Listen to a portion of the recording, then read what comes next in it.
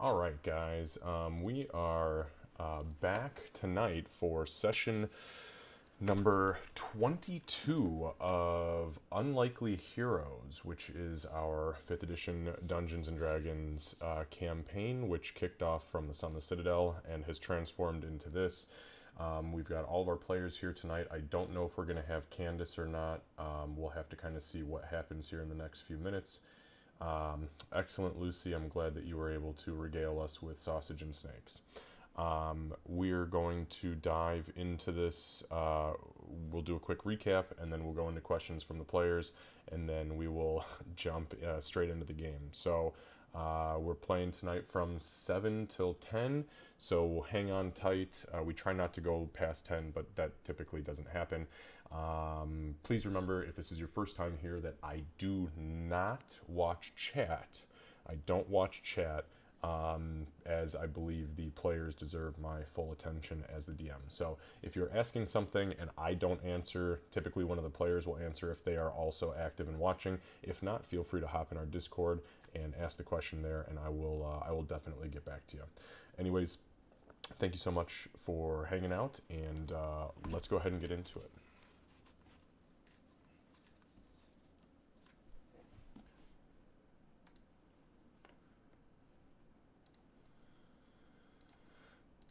Okay, so here we are, 22 weeks later, after a quick 4 or 5 session mini module, right? What happened to So that? let's go ahead into recap from last week. So quickly, when we started last session, you guys had just picked up in the middle of the combat against the shadows and the zombified ogres. You guys fought pretty damn well. The shadows were pretty tough, all things considered. It's ironic considering they were actually the easiest things there. But the zombie ogres, they didn't stand a chance after Bofur invoked the name of his lord and sent them literally scattering to the corners of the room in fear. You guys beat back that little zombie infestation. You rescued Gray, who was loosely chained to this big marble or stone tablet that was in the center. Gray and you guys then pushed onward into the last chamber of this little underground poisonry, I guess you can call it. If you make wine at a winery, I guess you make poison at a poisonry, right? You guys pushed down into that spot. You found an absolute shitload of loot scattered around in the center of the room, to which you began to help yourselves to very greedily. Not in a bad way, in a, hey, we found it, it's ours. Then you guys realized that there was something not quite right about this place, as the two alcoves to the east and to the west each housed a single, large, man-sized cage with a body inside each of them.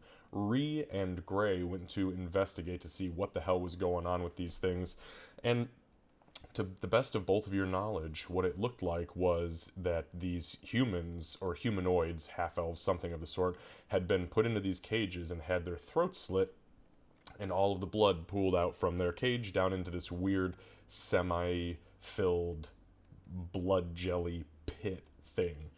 It was about that time that two sliding false walls dropped in the southern alcove of the room, and out rushed a very familiar yet spectral form that appeared to be Bofur's own father. Behind him came the very angry and very ready to end this, quote unquote, Sharwyn the Revenant. So, flash forward probably what 4 or 5 rounds, and the Spectral Avenger and Sharwyn focus fired 100% on Bofur. And ironically enough, it wasn't even Sharwyn who got the killing blow. It was his dad's ghost. As that happened, Bofur's body quickly fled, or his spirit fled from his body, and the spirit of Sharwyn almost instantaneously, after a very brief monologue, because what bad guy leaves this world without at least a little bit of a monologue? Yeah, that was followed up quickly by the ghost, then vanishing very, very quickly. Bofur's corpse lied on the ground for a few minutes before everybody had a chance to go and loot the respective objects in and around the room, the secondary room, the southern room, which happened to be, as Gray found out, a spell book of sorts with some very, very scary spells inside. Yeah. Bound in the flesh of a humanoid. So yeah, definitely a creepy find. Anyway, so you guys at that point decided you were gonna split up. Well, I don't know if you guys decided that.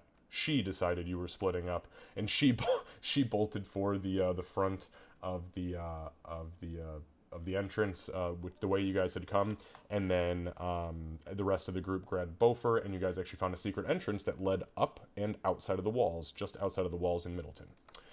So that happened, and yeah, you guys appeared outside the wall. You began to come back into the compound, into the city walls, and that is when you guys found a wanted poster with a very familiar half-orc's mug slapped on it. So Doc snatched that, rolled it up, and put it in her pocket really quick as she re-entered the tavern.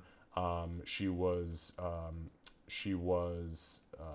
approached, or confronted rather, by the building's owner, and it was right about that point where everybody kind of broke and decided that they were going to respectively go to the Church of Palor to try and see what the hell they could do for Bofur.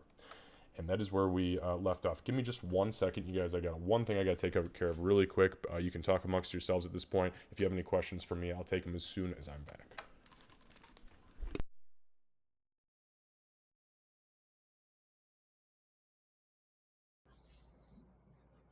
So I think we all found ourselves on the outside of the town, I think, right? Yeah, y'all are currently. We just got to the front of the church together because because we just caught up. We hadn't had a chance to talk yet, and I wouldn't have seen y'all on the outside or on the outskirts of the town. Around the outside.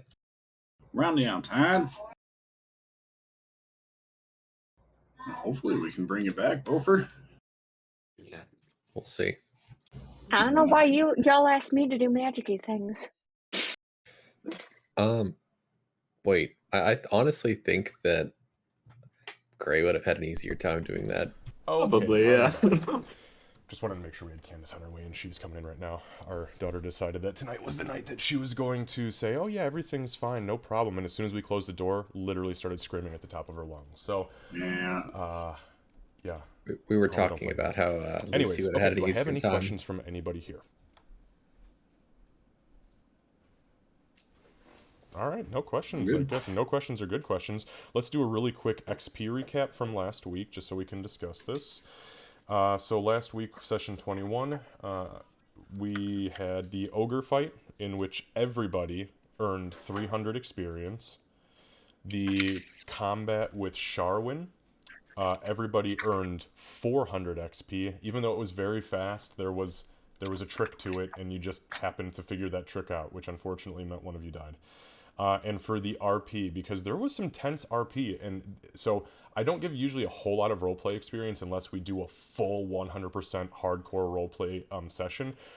I gave 50 as a general for everybody, but the roleplay that happened between Gray and Doc, when Gray grabbed Doc and brought her over to check out, I don't remember what the hell you guys were looking at. I think it was one of the ogres. The ogre corpses, yeah. Yeah, and you just stealthed a magic that allowed you guys to speak essentially unheard to everybody else, and then pass on actual like Game of Thrones level information. I was like, oh fuck. So that was an additional 50 XP. So that was 100 XP for the roleplay.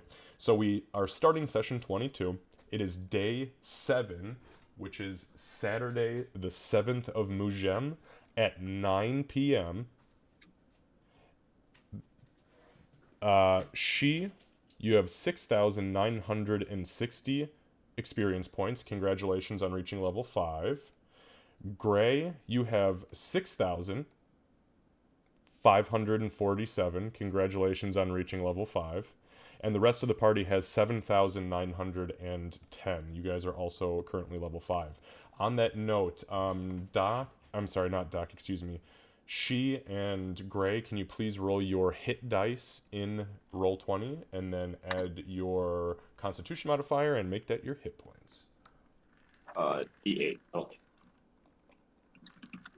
Now, we are assuming that as it is 9 p.m. in-game right now, we are coming up to a long rest, so feel free to take whatever time you want while we're going through this initial chunk to level yourselves up appropriately.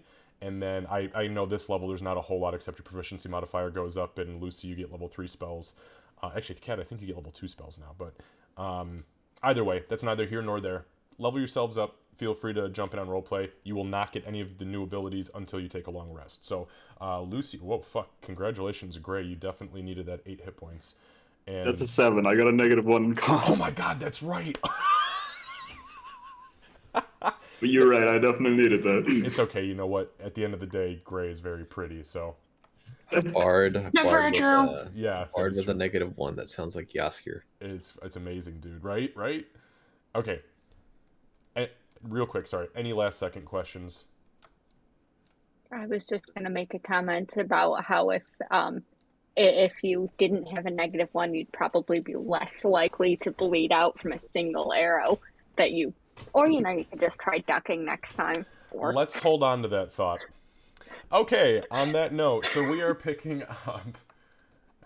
She starts right off the bat. Yes.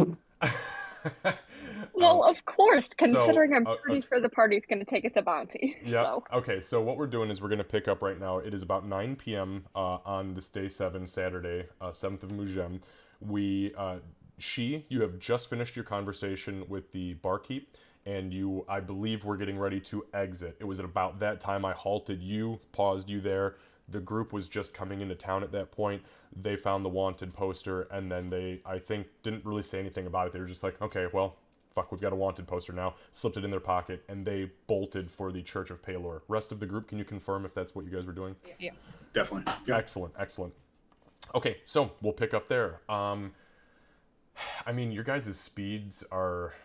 Well, you're going to be moving way fucking faster because you're just faster and you're not carrying the corpse of a dwarf. The rest of you are carrying the corpse of a dwarf, and you're moving a little bit physically further from there. So we'll say... Oh, yeah. Oh, sorry. I'm also at half speed because of the chains. Because of the weight? No, Yeah, the weight of the chains. Oh, right, because around. that's right, because they never took them off you, so everything is half movement for you. Yeah, so thankfully they cut them at a point where it's not like jangling and jingling on the ground, though if somebody takes a look at you, it's pretty clear that you've been bound, and you guys have a corpse. Wow, you are a fucking suspicious group of people. a cat... They need better town guards, they just let us in. Yeah, a cat, a goblin, and a fallen angel walk into town with a dwarf corpse and one of them shackled partially in chains. Nothing to see here. Everything's fine. You know what? I guarantee you those guys were probably like, you know what? They're saying they're going to the church. That's the priest's problem. Fuck that. Okay. So Kat will pick up with she. What are you doing as far as... What are you doing? I pulled my hood up, and I'm going to try and get to and inside the church as fast as I can. Okay, fair enough. Go ahead and... Are you trying to do this quietly and quickly? Yeah. Okay, give me a because the stealth last check, thing I please. need is to get... Yep. Also, just... I Sorry, yeah. go ahead. Sorry, I was mid-build. Give me a second. No problem. Just so you guys know, the ground right now is particularly muddy, as it did rain pretty much the entire night and morning before today. And with all the horses and footsteps going through town, it's become pretty damn muddy. Just so we're all clear. Yeah. I don't care about like footprints or anything. It's mostly just I don't need anyone stopping me. That is mostly what I'm trying to avoid. Okay. Well, that's a good roll at least. Okay, yeah, no problem. Give me 1 second.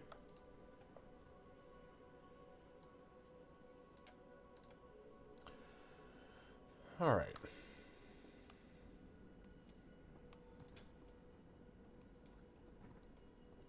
So, let me reveal some things for you.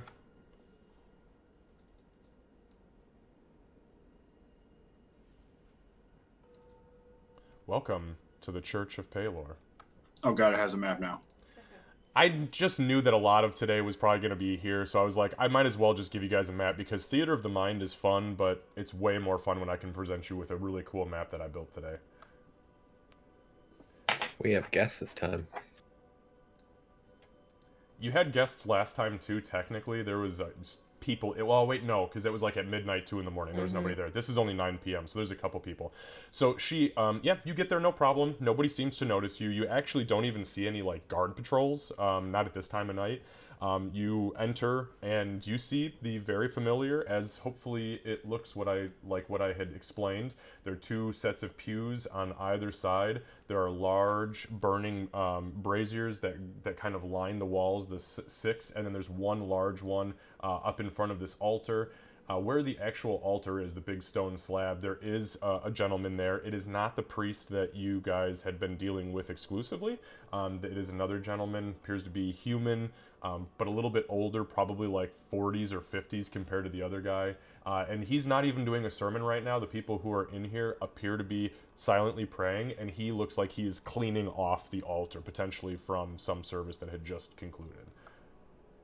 Oh, also, just for the record, these 2 pots here, this is their little offering pots, and then these right here are wells with holy water in them. Okay. Let's see if I haven't got the name of the last priest. You know, I'm not going to worry about it right now. I am going to, keeping my hood up for sure, I'm going to approach the priest. Okay. You approach the priest. Again, yeah, he is definitely a human man. Probably 45, 50. He's got gray sideburns, kind of plump for a priest. Definitely does not look like he's ever seen a day's worth of hard work in his life. But you see now, he's got like a small like hand broom and a dustpan, and he's kind of sweeping what appears to be a pile of burnt incense or ashes off of the altar. And he kind of looks up through the smoke of the brazier and he says, sorry, miss, the temple is going to be temporarily closed here in about 20 minutes. There are no services until the morning. We must clean, and then we will reopen for night prayers. Is there something I can do for you? Where's the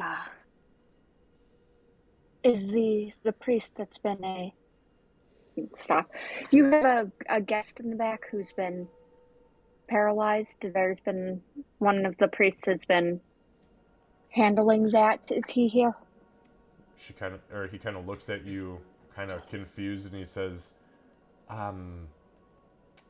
There are 4 priests here currently. Our bishop is away on business. Could you be more specific? Which brother are you referring to?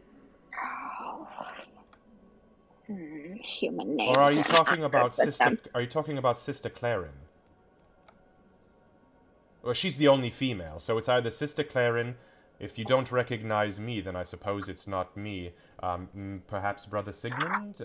Brother Elroy? Oh, me as a player is not is not on top of this at the moment.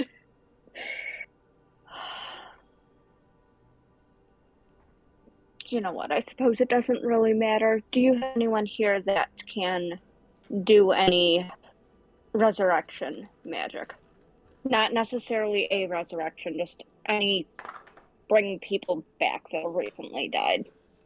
He kind of opens his eyes wide as he kind of looks at you through the smoke, and he kind of like tips to the side so he can get a better look, and he goes, I'm sorry, but is there an emergency, my dear? There would not be here at this time of night if there wasn't.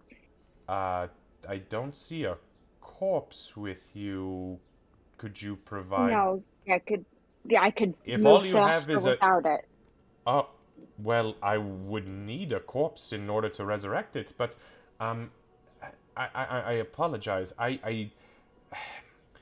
Give me a few moments. Let me speak with the other brother. I personally know. Paylor has not granted me the gift of revivification, but let me speak with my brethren and see what I can find for you. Is that all right? May I have your name?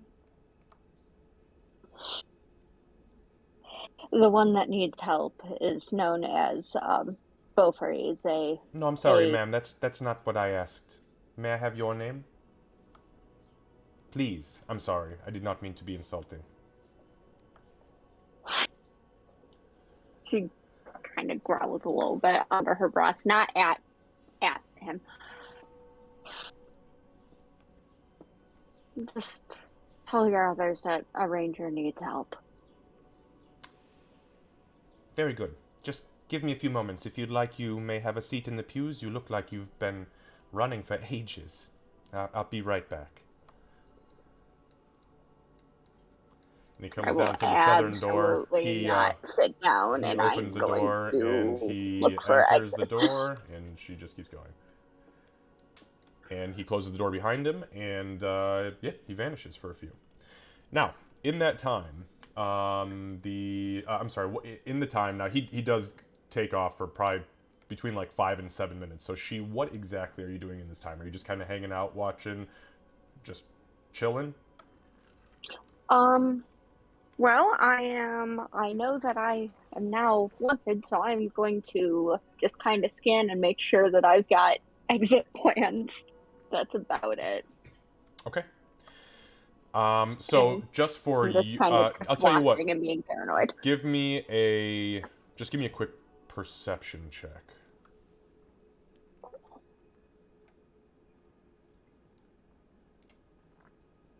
Because she is flustered. Okay, I mean 11's not bad. It's a lot to take in right now. It's pretty late. You're tired. You've been fighting. You fought things you've never fought before. I just kind of clarified. I did not actually reveal past where this barrier was, but just so you know, what I'm revealing right now, these are actually windows. So there's one there, one there, one there, and there's one large window back here. You also know that there's the door down to the south, and then there's the two, like the double doors on the back here that lead to the outside. So as far as exits, take your pick. Okay, on that note, about 5, 6 or so minutes go by, and the doors open. Group number 2. You guys, I'm assuming we're heading here, correct? Is that what we decided? Okay, Yep. so you guys arrive at the church. As you get here, it all seems quiet. Not when we kick in the door and scream, Ah, we need a healer! We need a fucking healer! The fucking dwarf Freddy died, and we need somebody to bring my life, please! Oh, if they kick it and start yelling, I'm pivoting with an arrow knocked in just utter panic, and then like lowering it when I realize it's them. Holy shit, Gray, hit the deck! So yeah, the door poof pops open, restarts screaming. These two people both get up and turn towards you, pressing their back against the wall. This old lady here actually like panics and starts, "Ah, help! Help! We need a healer!" Yeah, we need a fucking healer, get a healer! So at this time, Can I, before that happens, am I allowed to cast what? Sky's Self?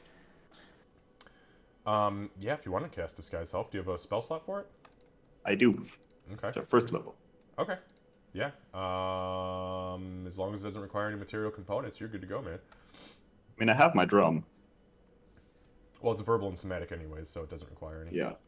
Yeah, okay, so what do you look like? You get 1 foot guess- shorter, 1 foot taller, fat, thin, or in between. You can't change your body type, so you must adopt a form that has the same basic arrangement of limbs. Otherwise, the extent of the illusion is up to you. I think he becomes like a foot taller. He gets like these pointy ears, uh, and this kind of like tanned skin. Okay. And what is he wearing? I'm gonna ask that because you can either if you're Yeah. wearing the same shit you walked in, it's gonna be not great for you. So his hat completely like disappears. Um, I feel like instead of wearing like his long coat, he'll just be wearing like regular leather armor, kind of fit in with this group with their armor, Okay. and he'll still have like his swords. The drum is gone too. Okay. Excellent. And how long does this last? Is it an hour? Let me just make sure on that. It is 1 hour, yes. Okay, perfect. So, and it is not concentration, which is even better. So, as you guys are getting ready to walk in, I'm assuming you just give a few taps on the drum, and you kind of trace your hand in the air with this elaborate beat. And as you do so, your body kind of shifts. You guys see this. His body kind of glimmers for a moment, and as it happens, his whole form completely shifts into another shape, into a dude you've never fucking seen before. I'd like to think that he was about to say something and then kicked in the door, and he just goes, "Never mind." Okay, so you guys enter. These three priests come sprinting out of the back room. One of them actually carrying a mace and shield high in the air. You see Sigmund, the one that you guys have been dealing with, who is back here. As he runs out, he kind of glances around. He locks eyes with you, and his eyes go wide for a moment, and he kind of stops in his tracks and looks towards the door. He doesn't say a word, but you definitely notice it with your passive perception. The other two, the one back here, he points towards the door and he says, Brother Elroy, this is what I think she was trying to tell us about. And he kind of looks over and he says, it is far too late for this nonsense. What do we have going on? Oh, come on, man. The sun barely went down. Our friend here took an axe to the chest like 12 times. And I'll step up and I'll say, you guys were helping us with our friend Bofur. I'll look at Sigmund and say, the Revenant is no longer a problem, but now we need to remedy what remedied the last problem. The guy in the actual armor with the mace out, he stops and looks back and he says, Sigmund? That goblin just said that this man took 12 axe wounds to the chest. I'm going for the city guard. This is murder. And he begins to move towards the door. It's not murder. it was from a ghost. The Yes, murderer he was haunted by a was revenant. already dead. He approaches and he says, let me see the body. We don't have much time. If you can, By right? the way. How long is it? Yeah, here. Okay, give me 1 second. Make a roll here. And while Okay. he's doing that, I'm going to swing my bow back over my back and step closer to Sigmund. Okay, as you do so, he takes a step backwards away from you. I'll And he puts a immediately hand out. So the guy over here, he's more of their protector. He's not really great at medicine, but he puts his hand over Bofur's throat, and he lifts his eyes up, and he looks back and he shouts to Sigmund, his eyes have clouded over. He's beyond revivification. At this point, Sigmund sits down in the stool that's directly behind him, and you can see he is now sweating profusely. Something is not right with this guy. Gray, Doc, Bofur, Bofur not you, but you guys all see that he is not acting in normal character. The fat human guy, he's kind of glancing around and he says, I don't believe we have the ability to bring your friend back at this moment. There is a convoy making its way right now from Helmcar. Sir Roderick McAvers of the Golden Lily, the Order of the Golden Lily, should be here in a day, maybe day and a half, and he's bringing a shipment with him, which, if I'm not mistaken, Brother Elroy, and he kind of turns back and he says, yeah, you're right. He's got one raised dead scroll coming with him and one resurrection. And he kind of looks back at you guys and he says, we can preserve his body, but there's nothing we can do until until the paladins reach us. Will the raised dead work within that time? It just happened. He nods his head furiously. He says, "Oh, yes. Raised dead, the corpse can be dead no longer than 10 days. Revivification is only a single minute. It is a very quick snap, and you yank the spirit back into the body, but it's clear he's been dead for at least 30, 45 minutes. We did try with the scroll that we had purchased from you, but unfortunately it didn't work. We didn't have anybody who's... His eyes go wide, and he says, "He's stone-souled?" No, I don't think so. I think it was a user error. How much He will it looks cost at for... you guys, and he says, "Wait, which one of you cast it? Is your friend there?" He kind of nods towards Gray. "Is he a cleric?" No, I'll like motion my head toward she and say we've seen her heal before, so we had her try. He kind of looks back over his shoulder, and you see the fat human man and Sigmund both look over at her, and then back at you guys. He says, "Okay. How much will it cost for raised dead?" Well, look, listen, we're having a very private conversation in front of the general public. Could we possibly move this back towards the altar?" That's fine with me. So he turns and he begins to walk back towards the altar, on the other side of this partition. This guy, he kind of steps back over here, and Brother Sigmund, at this point, you see him get up and he disappears into the back room.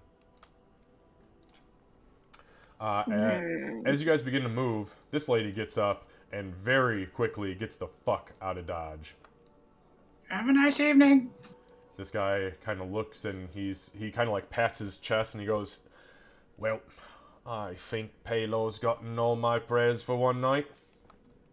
Kind of tips Taylor, be with you. tips his hat to the priests and he gets the fuck out of there. I'll motion for you guys to come on. Quick, I need to get a drink of water real quick. Is that... No, don't do that. No. Why did they put it No. there? It Why would tastes they put it there? delicious. If you drink it, it tastes fucking... I mean, it is the purest spring water you've ever tasted in your entire life. Probably as as Doc is saying, don't do that. She's like, Should I not do that? Is that Don't bad? put it back in there. Stop it. You're making it worse. The fat human man he giggles and he goes, "Good thing she's not evil by nature. She would have just burst into flames." Fucking serious? I think "Oh yes, that's holy water. It's blessed by Palor to burn evil creatures and undead, of course." Oh shit. Wow, yeah. Good thing I'm not doing. Yeah. Let's drag our buddy into the other room. Yeah. Sorry, we're getting blood everywhere. I think he stopped bleeding though. Finally. Yeah. So at this point, he's cold. He's stiff. So you guys bring him back where you guys had laid him initially, and they kind of lay him out.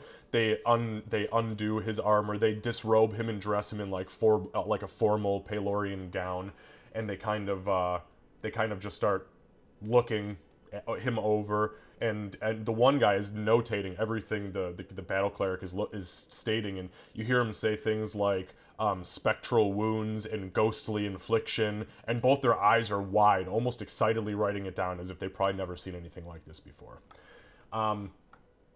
The heavyset guy, he kind of looks over at Gray and she, who are now kind of standing opposite ends of these big pillars. I went to go sit. I can't put it on the bench, but Gray Sure you would can. probably go Yeah, sit you down just on the bench. if you hold left alt and move it, you can choose where they're going. Oh, Anyways, thank yeah, no problem. So And I am absolutely standing and vaguely near that door and hoping to kind of listen. Not like ear to the door, just passively. okay, passively you hear nothing. So as you guys are kind of hanging out there, though, he kind of glances out and he looks over to Doc and Ree and he whispers, "Why are your friends so uninvolved in the fact that you have a dead compatriot here? Was it one of them?" I'm pretty sure they're emotionally dead inside. He kind of blinks heavy and he looks and he says, "What about that fellow over there? The tall wood elf man. I've never seen a wood elf his size before. Is he a giant? Is he half giant?"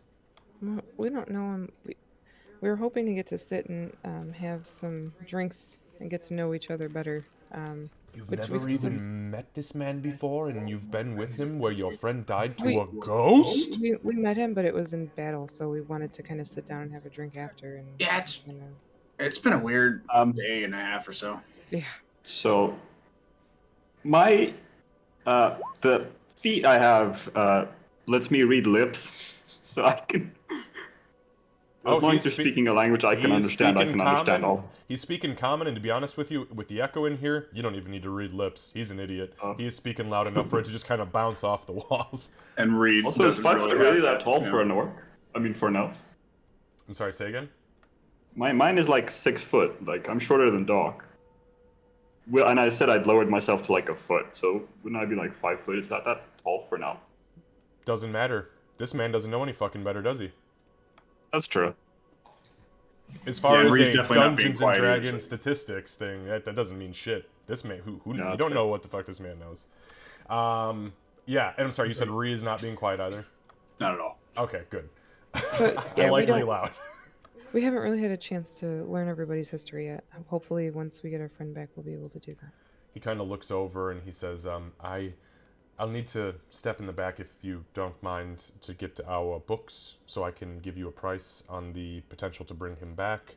As long as you're alright with that, I'll bring the disclaimers, the paperwork, and the signature scroll so we can just get this all knocked out. So as soon as Sir Roderick arrives, we can begin, if you're alright with that. Can I do an insight check on whether or not that's what he's really going back there for? Sure. It's 24. Yeah, it seems to you like he just stated everything that you would need legally to bring somebody back from the dead in a medieval civilization. Okay. Yep.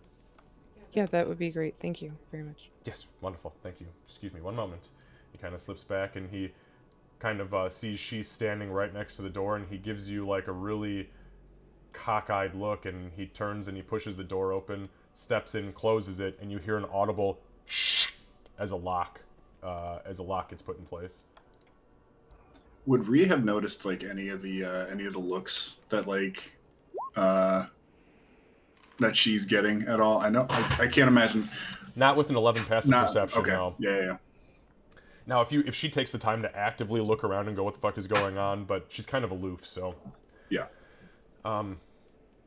Okay, so this guy, the battle cleric, he continues. What he does is he pulls out like a small like battlefield medikit, and he begins to sew up the wounds that are like still obvious, trying to make him as presentable as possible. And then he lays his hand over him, and he mutters an incantation, holding his own holy symbol. And there's this pulse of white energy that kind of enshrouds Bofur's body like a cocoon and begins to vibrate ever so slightly, and it does not stop. It continues to go. But he finishes the spell, and he stands up, and he kind of cracks his neck, and he says, "Oh, I haven't had to do that in a while. That was strange." What'd you do? "Oh, I just preserved his body so he doesn't begin to rot. Thank you. And so he can't be brought back until we choose." While you mean he's like a zombie? focused on both. I'm sorry, what was that, Kat? Sorry, my timing's bad. While he's focused on Bofur, I would like to more actively listen at the door. Just, not ear to the door, but I am focusing my attention on that door and Okay, go ahead and any sounds behind it. make a perception check. Because I am very unsettled by things. Not unsettled enough to be able to hear well. It's tough because you're listening through a wall. You're not down by a keyhole or anything. And with Ree and this guy talking pretty loudly in the echo, as well as 1, 2, 3, 4, 5, 6, 7 braziers going and crackling at the same time, it's really tough to hear through that door.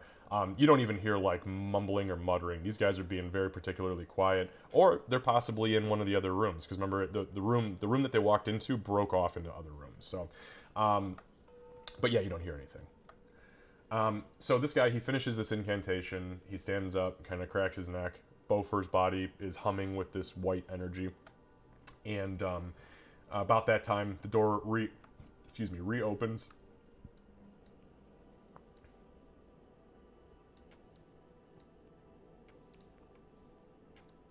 And the fat human guy comes out, and he's carrying literally like 2 big like leather-bound tomes. He's got an ink pot and a quill on top, and then he's got a couple of scrolls rolled up. He kind of kicks the door closed behind him and walks over to the altar where he lays all of that paperwork out. And he just begins going through it. He's literally just like writing off a checklist, things that need to be done for the ritual. But that's what he's currently doing. Is anybody doing anything at this point? I would just be standing waiting. I'm gonna keep an eye on the door, like the main door, Okay. as well as I'm standing here. Yeah, Reed's just focusing on like whatever the priest is doing to Bofur's body for the most part. You know? Okay. All right. So about 5 or 6 minutes go by, and he finally finishes writing out a scroll. He kind of lays it out in front of the altar, and he says, "If anybody would like to proof this for me, you're more than welcome to. To give you the gist of it, it is dictating that we, the Middleton Chantry of Paylor, is being authorized to perform the Raise Dead ritual on your compatriot. It will be at the cost of 1,150 pieces of gold. That is for the casting and the component that went into creation of the scroll. So it's all included.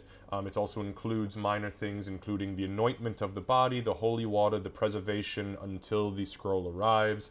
However, there is a small clause at the bottom stating very specifically that if your friend has a particularly weak spirit, there is a chance he does not come back. If your friend does stone soul, we will not refund any of the money. We cannot dictate the strength of the spirit that comes back into the current courts. So, all I need is a signature at the bottom and your 1,150 gold pieces, and you can come back as soon as Sir Roderick arrives.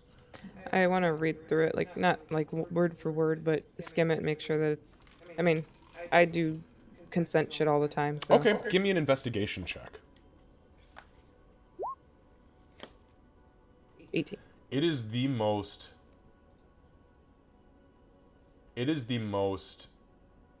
droneful and dreadfully painful thing that you have ever read in your entire life. It is the worst legal contract. I mean, it's a great legal contract, but the verbiage that goes into it on like a priestly level is just like, oh my god, somebody put a scalpel in my temple, please. It's really terrible to read, but it is exactly what he said. It's very black and white. There do not appear to be any loopholes. The only caveat is the disclaimer at the bottom saying if they perform it and the ritual succeeds, and he does not come back, they cannot be held responsible. Okay. I will sign it and then I'll get the gold out. Okay. Can I actually?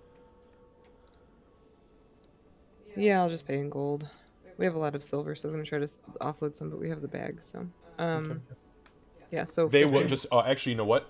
If you offer silver, though, they will take it. Oh, okay. They use then silver in a lot of cleric rituals. Take silver or powdered silver. They will take as much as you're willing to give. All right, then I'll do 10,000 silver. Holy fuck! I didn't realize And you had then- that much silver. Yeah, Jesus and then Christ. 500 gold. What the fuck? Oh, that was from where you guys just were. Okay, I was like, yeah, that was the horde I gave you guys.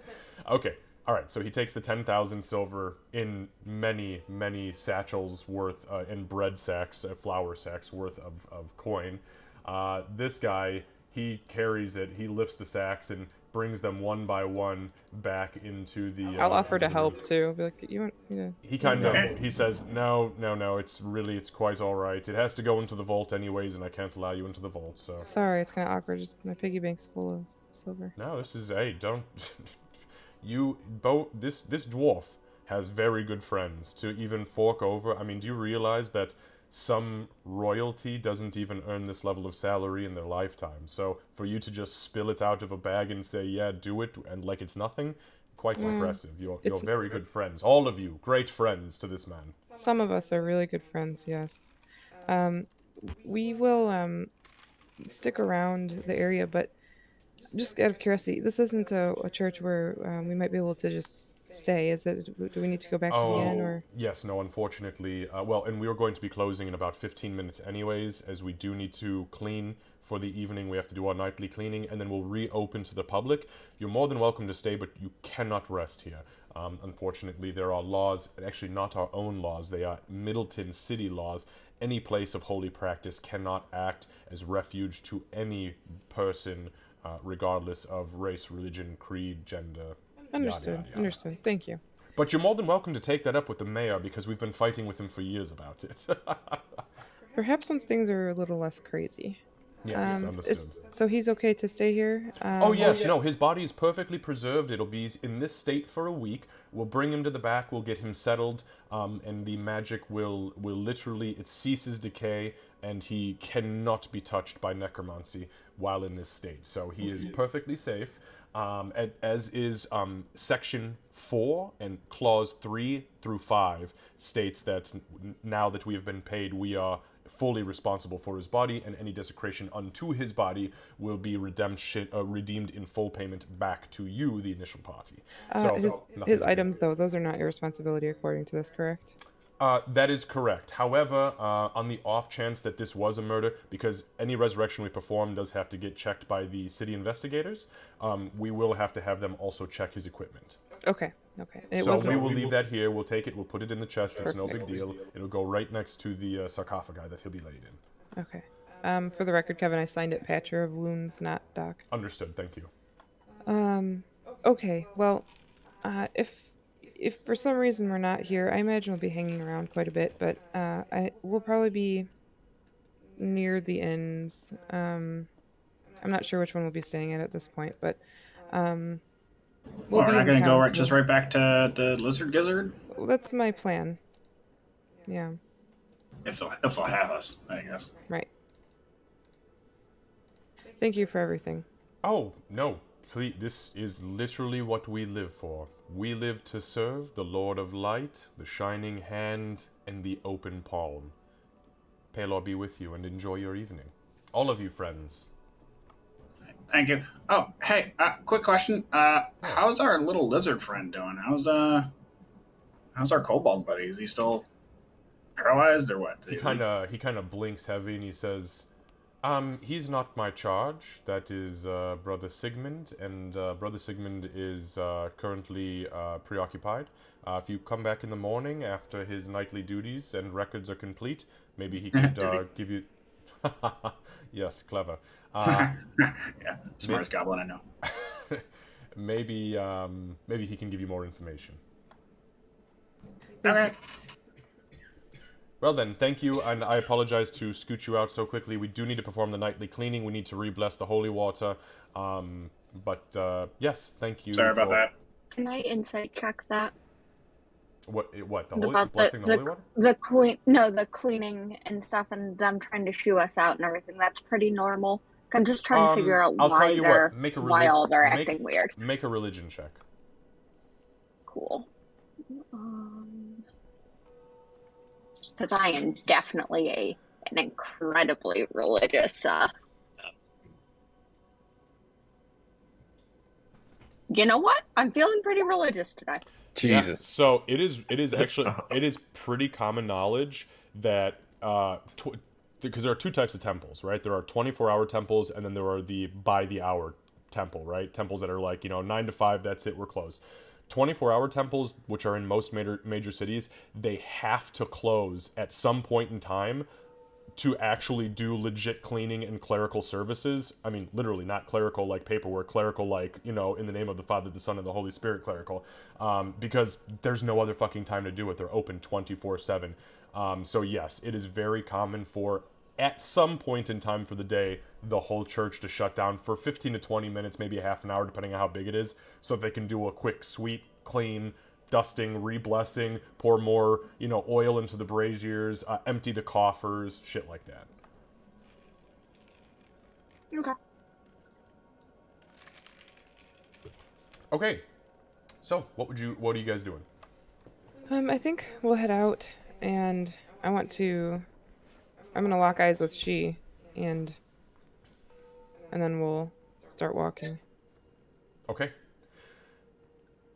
So, you guys exit the Temple of Paylor, and you find yourselves back in the streets. What are you doing here? Go ahead. As we leave, I think Gray will put a water skin in Ree's hand and be like, I'll give you 10 coppers if you give me some of that. I bet you 10 coppers you can't get any holy water in this. Wait, what? Like before we leave the... Yeah, before we leave. All right. Would I have overheard it? with my perception, or? I mean, if you guys are all standing near each other and walking in the same group, yeah, I mean, he's not hiding it. He didn't say he was being quiet about it, so... No. I'm gonna say And Ree's not good at hiding shit, so she'll be like, yeah, all right, I'll fucking do it. What? no. Think Let's wait till after they resurrect our friend. All right. I don't think they'll let me in twice. You don't have to be here for it to happen. Fair enough. All right. When Doc is the voice of reason, guys, we have a problem. All right. So, you guys have exited officially. Where are I'm you gonna going? make sure my hood's pulled forward, and I am going to stay closer to the party than I usually do, but still at the back.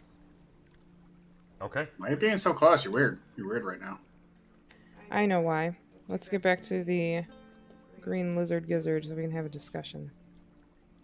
Okay. So you guys... Okay. We may want to have that discussion before we go back there. Hold on. What the fuck's going on now? I'm gonna Should we look get- around. Are there a lot of people out and about? Make a perception check. Lady, There's an 11. There's not a lot of people out. There's probably an average number of people. At the time you guys exit, there is a contingent of city guardsmen that are walking past you from north to south. Nobody seems to pay any attention to you as they're kind of all going about their business. But there's, you know, I'd say between here and like the main strip that brings you from north to south in Middleton, you see 8 people plus the contingent of guards, but nobody's paying attention to anyone.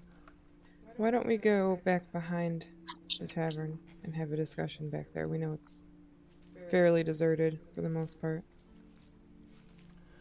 All right. so kind of do a little half nod. Okay. Wait, you mean the spot where we dumped all the corpses? Yeah, that seems as good a place as any. Fair enough. I forgot about that. God damn it. And maybe keep your voice down, Ray. Which I think I can count on one hand the number of times she's actually used your name for the record. All right. So you guys begin to. I'm sorry. I guess that would like really like cause Ree to shut up because like you if you never use her voice or her name, it's like, oh, fuck. I guess we're It's like when you All right. Yeah, use like, your okay, first and Mom. middle name. Shit. Yeah. All right, Mom. Sorry. God. Okay. Are you guys moving stealthily, or are you just trying to be think- just regular, just Yeah, just trying to minding be your as own normal. business? Mhm, Okay. mhm. So why don't you do this? As you guys are moving behind there, give me 1 second. Okay. You guys walk back there, no problem. Lucy, right when you guys get to about here, as you're passing what is a small performer's tent, something catches your eye. You see, like, the glint off of the moonlight of something hitting a metallic object over here. As your eyes kind of turn, especially with your perception, you notice a very familiar, very darkly cloaked figure standing there, and he's spinning, or it is spinning, they are spinning, what appears to be a gold coin in their hand. You happen to catch the palm of his hand right as he's palming the coin. He puts his hand down like this, and you see him do this. He'll walk over. Okay. So the other 3 of you, you guys kind of, you just continue to walk. No one's paying attention to shit except trying not to be seen. As you approach this guy, you recognize immediately, just from the smell, which the smell is like fresh tobacco leaves. I don't know if you've smelled fresh tobacco leaves before. It's got a very particularly earthy and Sweet almost. acidic scent to it. Yeah. Yeah, it's very deliberate to smell like that. This was the guy who had passed on information to you at one point in time to pass on to somebody else. But as you approach, you recognize the voice almost immediately as this black mask covering his face kind of looks up at you. You don't look like yourself right now. Thankfully, I can see through it. You still with that cat lady, yeah? Yeah, All right. she's been interesting. Excellent. I've got another job for you. You interested? Easy money. Why not? What's the job? Could always use the coin. All you've got to do, my friend, is to deliver a message. And he quickly produces a small scroll rolled up and sealed with a black wax signet. He hands it over to you. All I need you to do is to make sure that the good doctor receives this. No problem. And he'll like slip it into like his actual jacket. Okay. And as you take it, his other hand very quickly reaches out and grabs your wrist, flips your hand over, and drops 2 blue gemstones into your hand, and he says, "For your trouble." And on go. Pleasure doing business again. Likewise. He turns and he just fucking vanishes into the shadows. Not magically, but as he walks around the corner, you're like, oh, that dude's gone. So what you can add, you can add 2 azurite, and just real quickly, give me, if you're proficient in history, you can go ahead and make a history check. If not, give me an investigation check. Not, so I'll give you an investigation. My eyes will let me find investigation there. I didn't say intimidation. That's 12.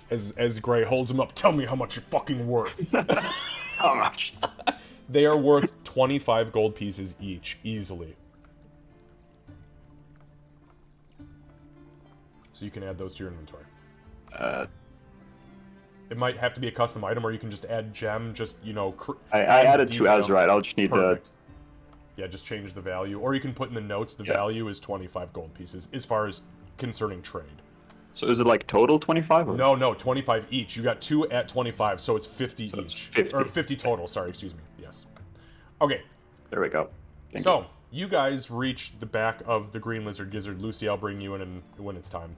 So you guys get there, all 3 of you kind of stop. It still stinks like corpses back here. They've all been removed, but it's pretty fucking... There's still pieces of flesh and shit on the ground. It's nasty. And that's about the time when you realize, oh fuck, Gray's... Where the fuck did Gray go? Gray! Where's the Lord? I'm gonna look at she like she did it. You murder Gray again?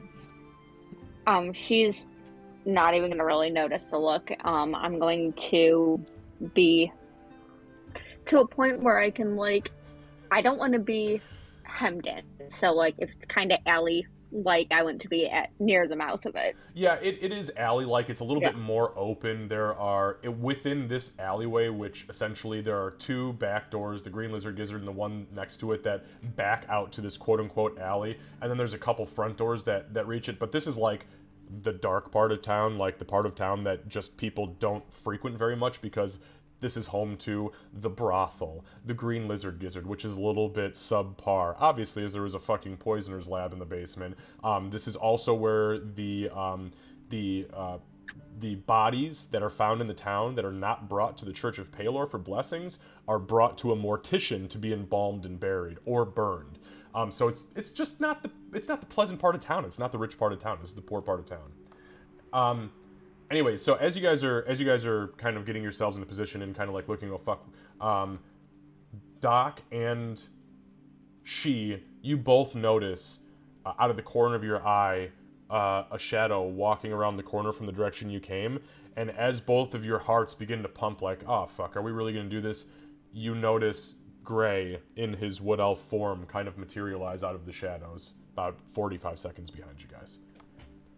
You Alright, Mike, good? what did I miss?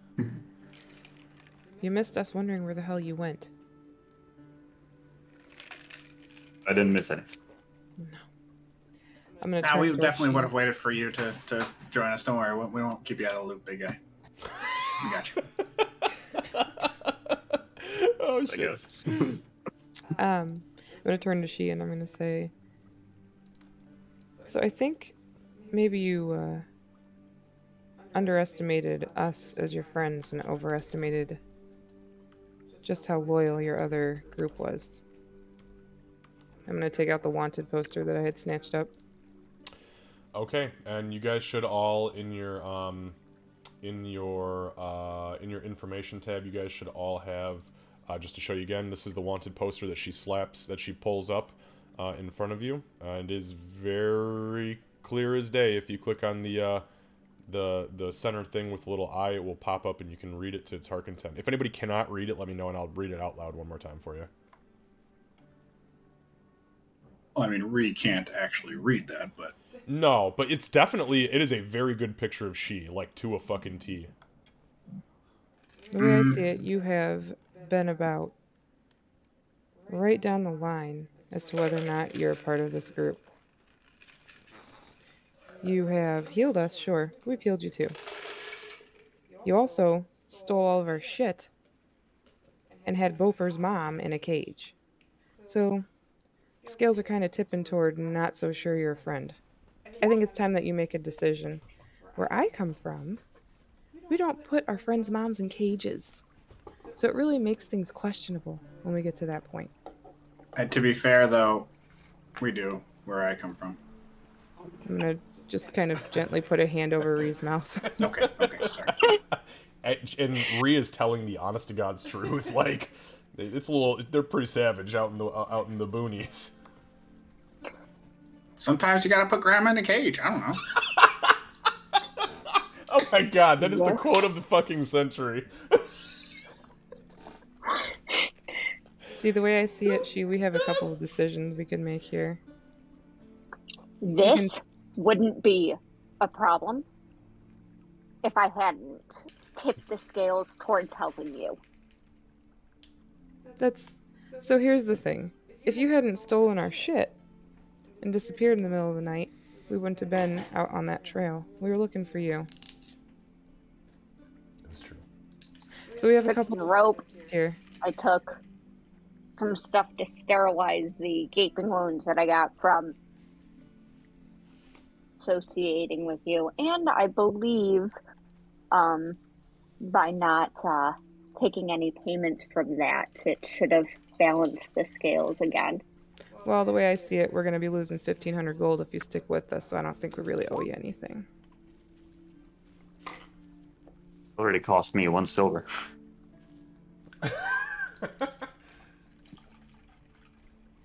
All I'm saying is you have a choice to make. You have a choice to make, so we know what choice to make.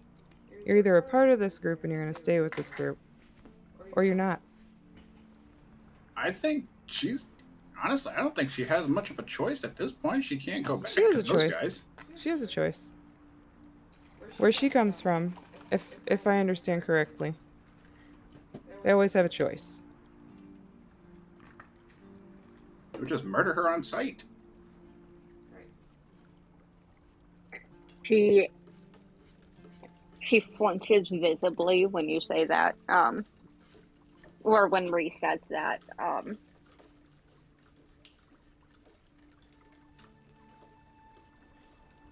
And she, I suppose, pinches the bridge of her nose, because that is, yeah. Here's the thing that's raising questions.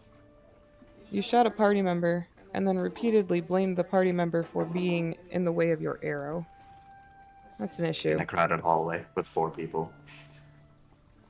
You also, again, like I said, you had disappeared. Now, I will say, I was kind of surprised to see you in that church, because I thought you were gone, till I saw this, and I'll hold the wanted poster again.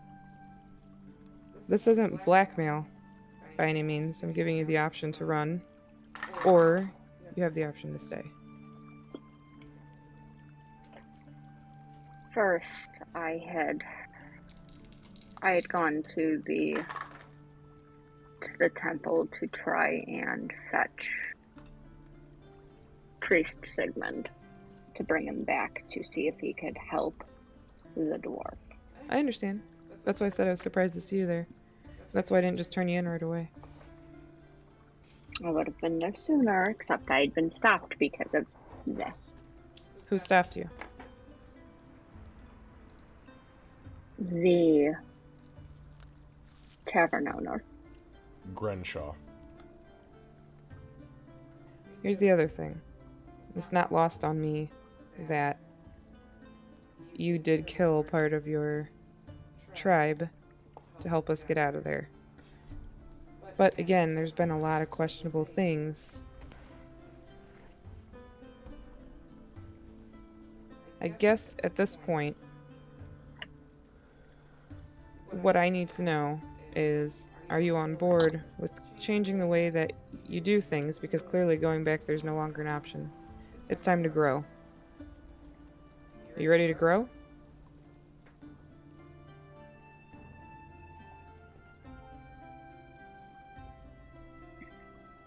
Do you just does your group even have the slightest bit of a plan? Because if I am being entirely honest, I didn't help you. I helped you because of the little hunter. Now the little hunter is leaving your group. Oh, Meepo? If that's the only reason you helped us, then again, Yep. where do your loyalties lie now?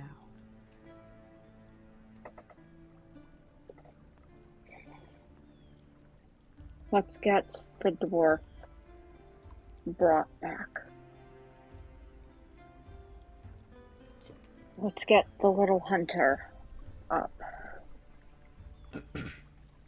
And then when those It's pretty fucking crises noble, of actually. time are resolved, perhaps we can discuss. If that's your top priority, then I think no more discussion needs to be had. But I will say, for a while at least, you need to expect that I'm going to have my eyes on you.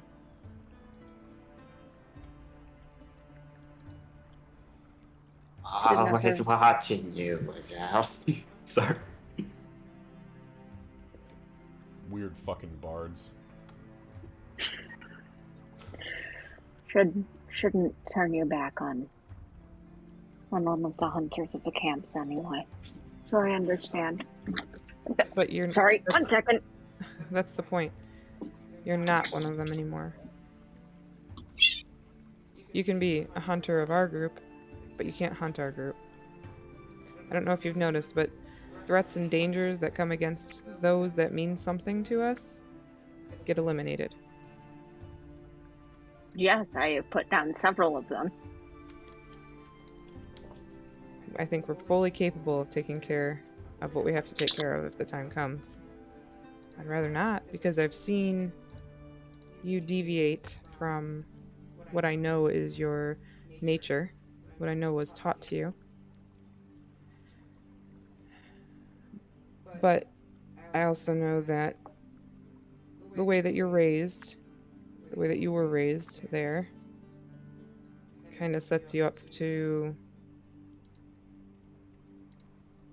let on meaner facade. The word you're looking for is brooding. Broody. I'll take broody. Broody's fine. But the point here is, next time you shoot somebody in our group, will be the last time. And she's like staring straight in your face. Are you planning on forming a tribe of your own then? Is that what this is? If that's how you understand it, sure. At least for now.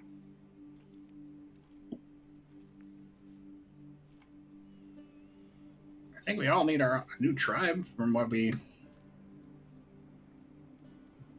I know from all you people.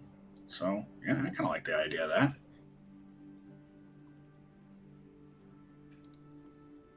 Does sound fun.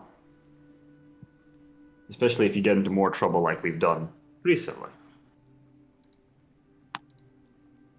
Tends to find us. I can see that. And he's gonna like point at the wanted poster. Clearly. Say that again? He's gonna point at the one like Reese tends to find us. He's gonna point at the one on our poster and go, clearly.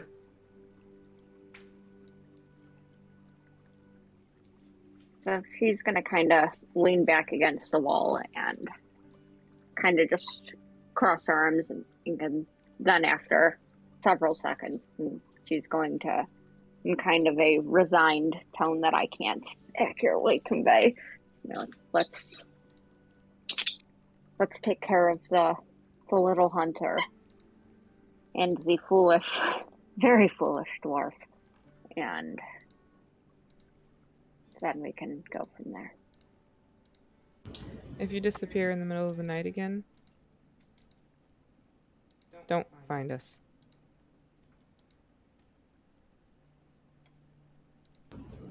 Also, should we probably not sleep in the Green Lizard Gizzard anymore? Well, if the tavern keeper knows, I don't think it's safe.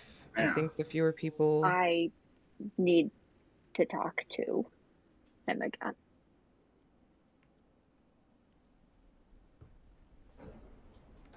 Do you trust that?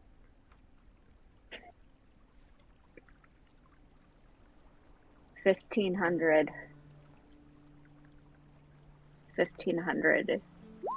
coins is It seems to be about what each of our party members is worth today. Really tempting.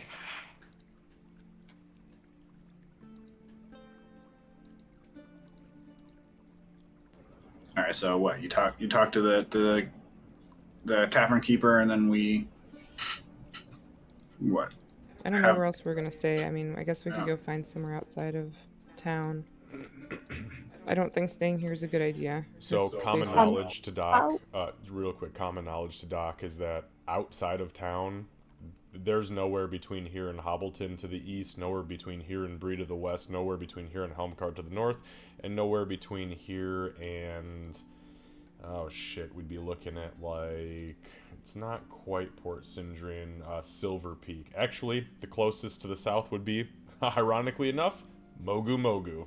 Oh, I meant like setting up camp. Oh, okay. Yeah. I thought you were talking about. I was like, yeah. So to the east it would be Riverton, west is Bree, north is Helmcar, and south is definitely not where you want to fucking be. Yeah. No, I was thinking like there. Sure. Just pop a couple tents. I know that they do.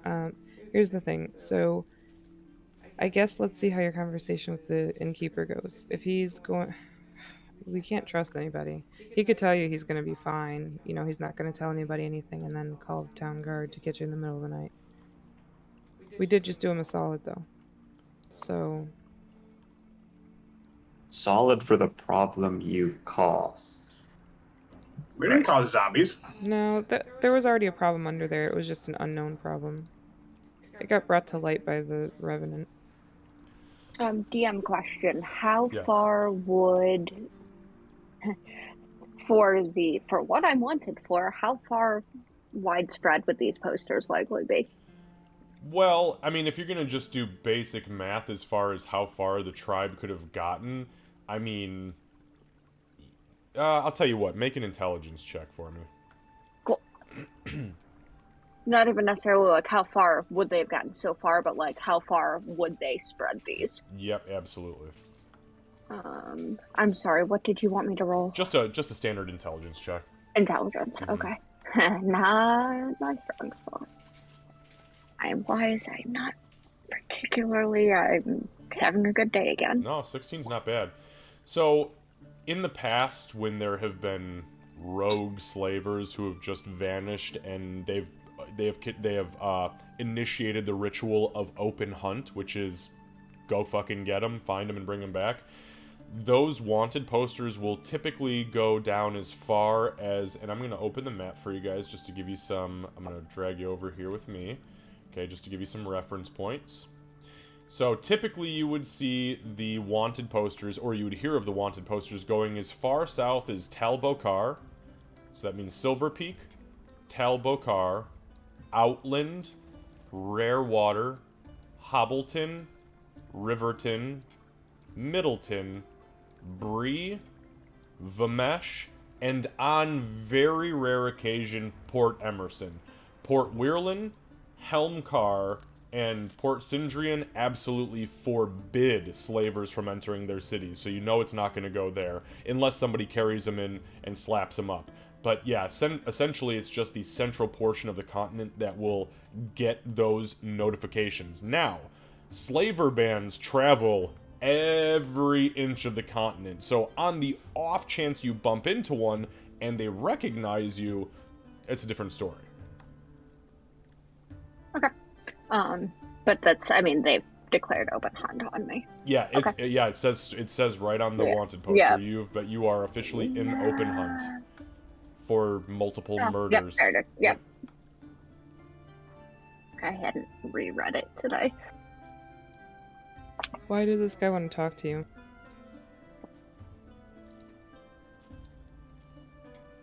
He just said, "Hey, I want to Gonna talk to say you." a I wo- said, "Okay, cool." What did He's he going say? to say a word in Orcish and then repeat it in common.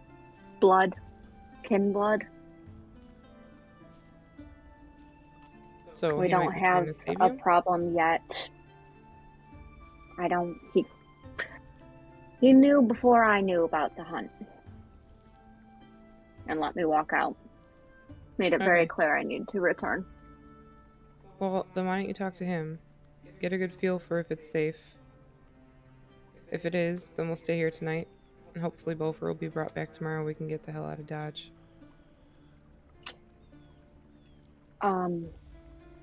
At worst, after we sleep, I would like to, in case I do need to abruptly leave the city, I would like to see the little hunter beforehand. We'll After see what we sleep. can do. It's gonna depend on where we're at with the church in the morning. So, because remember, they know things too. I saw the wanted posters all over town. There's no way that they don't know. Oh, Sigmund was acting odd. That's why I was trying to listen. But I would like to see the little hunter before So would I. leaving. Hopefully he'll I might be. still go stay with my family. All right. Do you wish to also speak to Granshaw? You want us? Are we allowed listen, to? or since when have I ever been able to stop you from doing anything that might I'm be not worried about foolish? you. I'm worried about him. Did he say that you could bring people? He didn't say I couldn't. Okay. I'll ask for forgiveness instead of permission then. Let's all go in. Well, I should say anybody who wants to. All right. Yeah, I'll go in. Okay, Better so than not here. I've moved y'all over. So we have. Oh, Bofur's dead. Sorry, he's not on here. Gray. Oh. I know, it's so sad. It is actually really sad. I'm fucking heartbroken. Boo Boo's like, if I'm not one thing, I'm a fucking another. All right. So you guys all enter the Green Lizard Gizzard. It is very.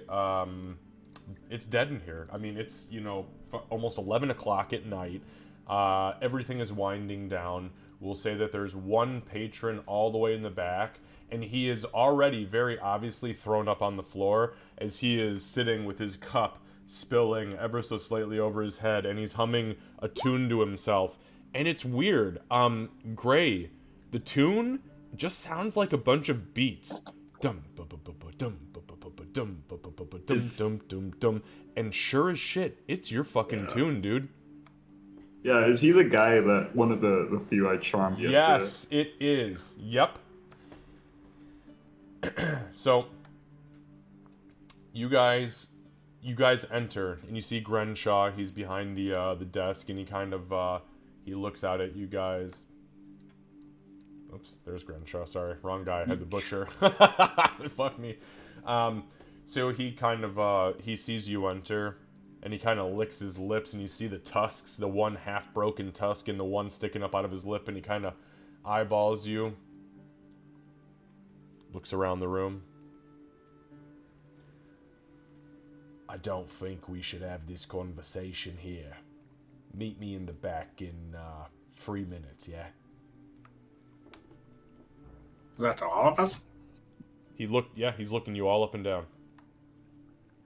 I'll nod. Alright, so he kind of stands there and waits. I'll Kind head of looks back. around awkwardly as he finishes the paperwork that he's doing at the counter.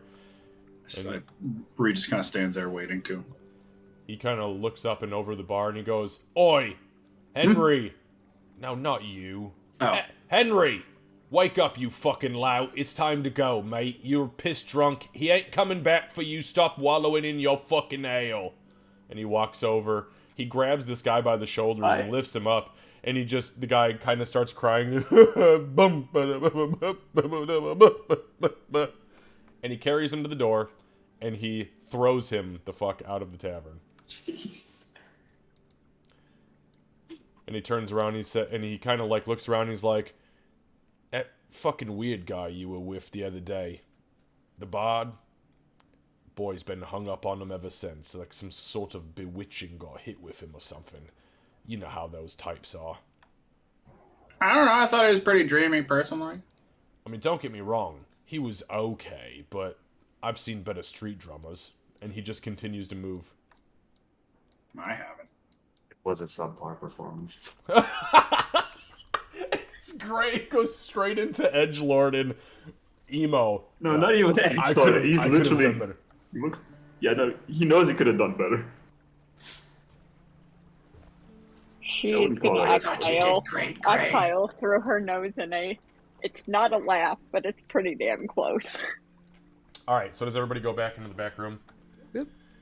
Yep. Okay, so you go back there. Grenshaw Yep, absolutely. So Grenshaw takes he kind of undoes his apron and he slaps it on the counter, he lays the tray down, and he kind of leans up against the wall on the table. The partition is not here anymore. The hole in the ground is also not there. And ignore the tub. These are all things that were built into the map before I imported them, so I unfortunately can't move them like if I was running Arkenforge. But he kind of looks out at you guys, licks his lips again. So we got ourselves a little fucking problem now, don't we? Isn't that right, little Miss Open fucking Hunt? You give us a bad name, you know, us half-breeds. We don't really get to choose the flesh we're born into, but we're looked down on like shit biscuits anyways, and then people like you come along and decide that you're gonna do something fucking stupid and have a 1,500 fucking gold bounty put on you. Are you fucking crazy? Are you fucking crazy? They're gonna round up every half-orc woman from here to fucking Helmcar and hang them and try to sell them as you. You realize you've already doomed at least 2 dozen, if not 3 dozen fucking women to death. That's the problem I got with you. My wife's not all too happy. I've got to send her and my 3 children into hiding for at least the next 6 months until somebody comes forward as you. 'Cause we all look the fucking same, don't we? A little. You know what? She's not gonna say anything. You're not wrong, Ree. But I don't like it. I don't fucking like it. Sorry. I thought that was actually a question. So, I can't believe I'm saying this, but in her defense, and it doesn't make the situation better, but just so that you have a better understanding, she was actually doing it for a noble cause. What she I don't give a flying. I understand that. Fuck I also if wanted. she was doing it for the king himself. You understand that I have to look out for my own just as much as you have to look out for your own. And she should be looking out for her fucking own. And she is, the slavers. And then all of a sudden she flips shit on them and says fuck my heritage. And now I've got a bunch of women and children who are on the brink of being dragged down to fucking Mogu Mogu and burned at the stake because they may be misinterpreted as her. Who else knows about downstairs? He kind of glances around the room. To be honest with you, all of us, except this fucking guy. Hey, who the fuck are you? He looks over at Gray. I'm gonna elbow him. He actually he reaches for a knife now, pulls it out real quick, and he goes, "I've never fucking seen you before, mate." You have. They'll kind of go, "Oh wait, yeah, right," and then snap his fingers and turn back. He kind of fucking drops the dagger. Are you fucking mage? Fuck me. Are you fucking kidding me?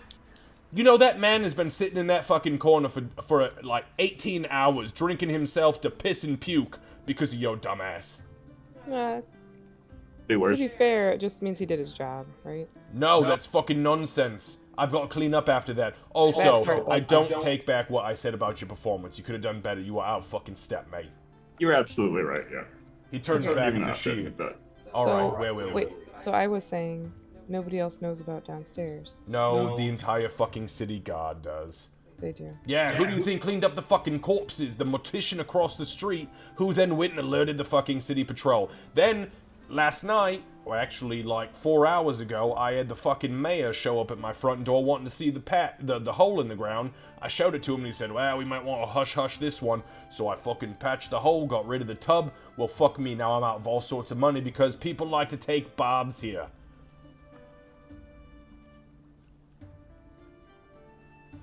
So, How can we we're help? in a bit of a fucking pickle, aren't we?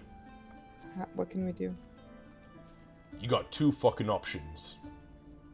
You can either clear her name immediately before innocent, half-blooded women and children are burnt at the stake in Mogu Mogu, attempting to collect a fucking bounty.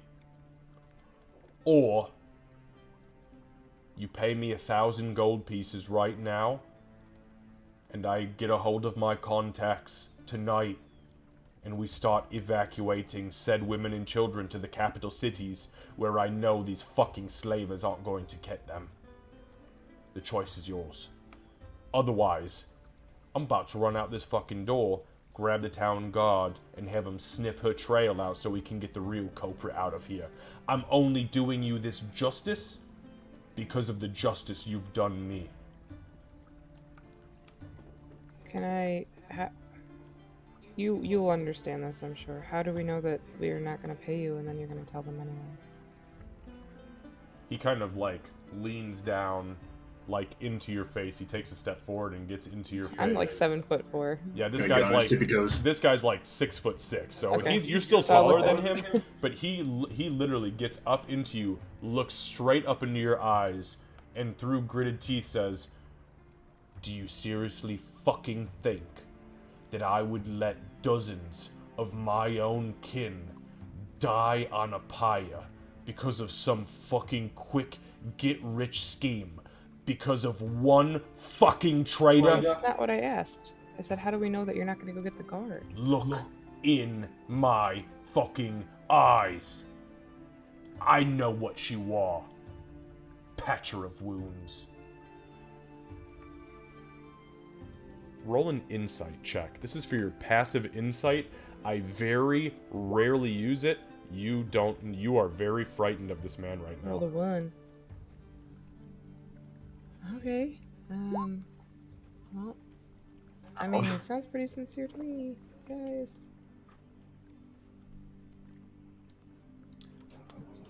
I don't want to see innocent people killed for. I don't either. For this I shit. just also don't want to. I want to see the innocent people live. How do we clear her name? I guess is the other question. I have no fucking clue how you clear her name. I don't deal with slavers. I'm not like her. Here's what I can tell you. The last time a slaver came through and was declared open hunt, 113 half-elven children were murdered by their neighbors, their teachers, their parents, because they assumed they were going to collect the bounty and they were fucking wrong every single time. That little bastard is still aloof. I'll look over at she and I'll say, do you see what I was saying about where you come from versus literally everywhere else? There is a ripple effect in the world, slaver. I will not see my wife or my children killed because of a mistake you made. I say again, you've done me a justice. You have cleared this basement, or whatever the fuck was down here. You can stay here if you like, but you will pay, or you will clear your name within the next few days. If you have the coin to do it, I can start preparations for evacuation within the 15 minutes. I will start counting coins out when he says that. Wait. That's to Doc. If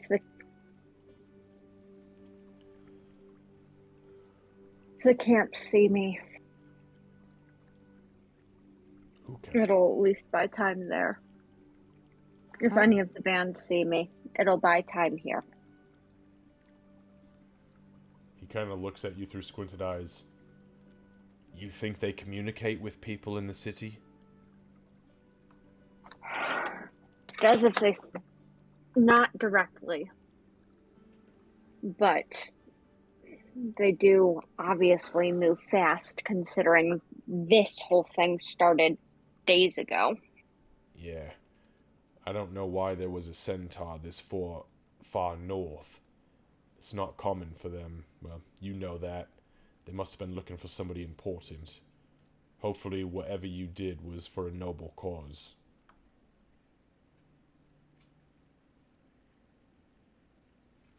I hope so too. Right. So what do? I'm telling you right now, if I do not have the coin to evacuate these people. If you do, I will begin preparations immediately. And I'll tell you what, your shady friend can come with me to ensure that everything is being done appropriately. As long as you can move fast and quiet, though you look awfully scrawny and sick. Kind of looks at you, Gray. What are we talking Oh. about? Oh, him? Oh, We yeah. need to get those things off of his ankles too. He looks down. The fuck, mate? That was What happened to you? That's from downstairs. Yeah, it was tied to a table. He Tied to a table glances, for some he reason. kind of glances down and he looks and he says, "Those are my fucking shackles." Hold on a sec. Pulls a small key Is ring. it yours? He pulls a small key ring off of his belt and he flips over and he goes through like silver key, silver key, silver key, gold key, copper key. He pulls the copper key out and he's like, "Who the fuck stole my shackles? The Revenant, I guess. They had him shackled. We had to go find him. What in the fuck?" He reaches down and sure as shit, he pops the key in with a single click. Bloop, bloop, bloop. All three of the shackles pop off with no issue. He holds them up by the chain though and he goes, "Fucking hell, who broke my shack?" They were like that. They were like that when we found him. Make a deception check.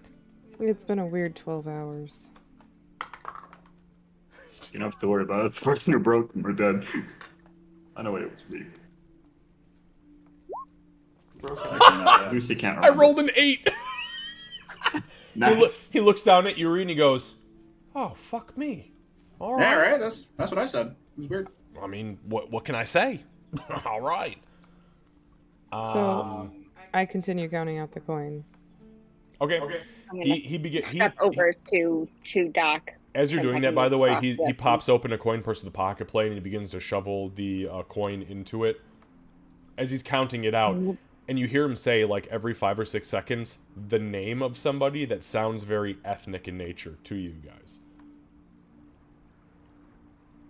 You need that coin for the dwarf. I already paid for the dwarf. Now I'm paying for you. You can pay me back. She does not seem to be lying. She's telling the truth. Sorry, that was passive insight. I'm trying to give you guys some bonuses here for insight. I hate using it, but it's good sometimes. Doc doesn't look up or anything. She's just counting. Did you subtract it? I did. Okay, thank you. So you finish counting it out. He finishes the last of the coin and he scoops it in. He stands up abruptly, cinches it very tightly, and puts it in his pocket. He looks at you guys. He pulls out another single golden key, and he tosses it to Doc. Doc very dexterously catches it, and he says, "Tavern's yours for the evening. I need to get these people to safety this morning. So if you'll excuse me, I have women and children to save."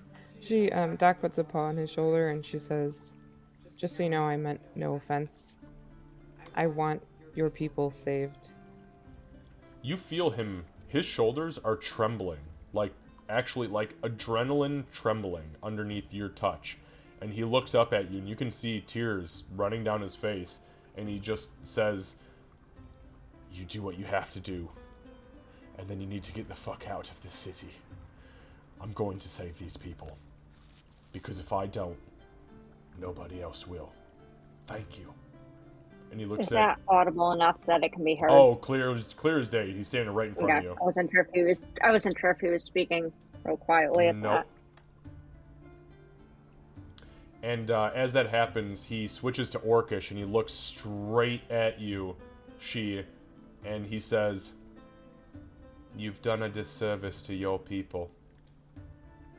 Redeem yourself. You're better than a slaver. I know you are. For your friends, for your allies, your comrades, your family. If you have never met them as I've never met mine, seek them out. Until tomorrow. And he bows to you very formally, but strangely, as it's not common for this guy to do a formal bow. He switches to common, and he looks over at Gray. Keep practicing, mate. And he turns and he walks out the back door. And nobody's in the tavern right now. What the fuck do you guys do?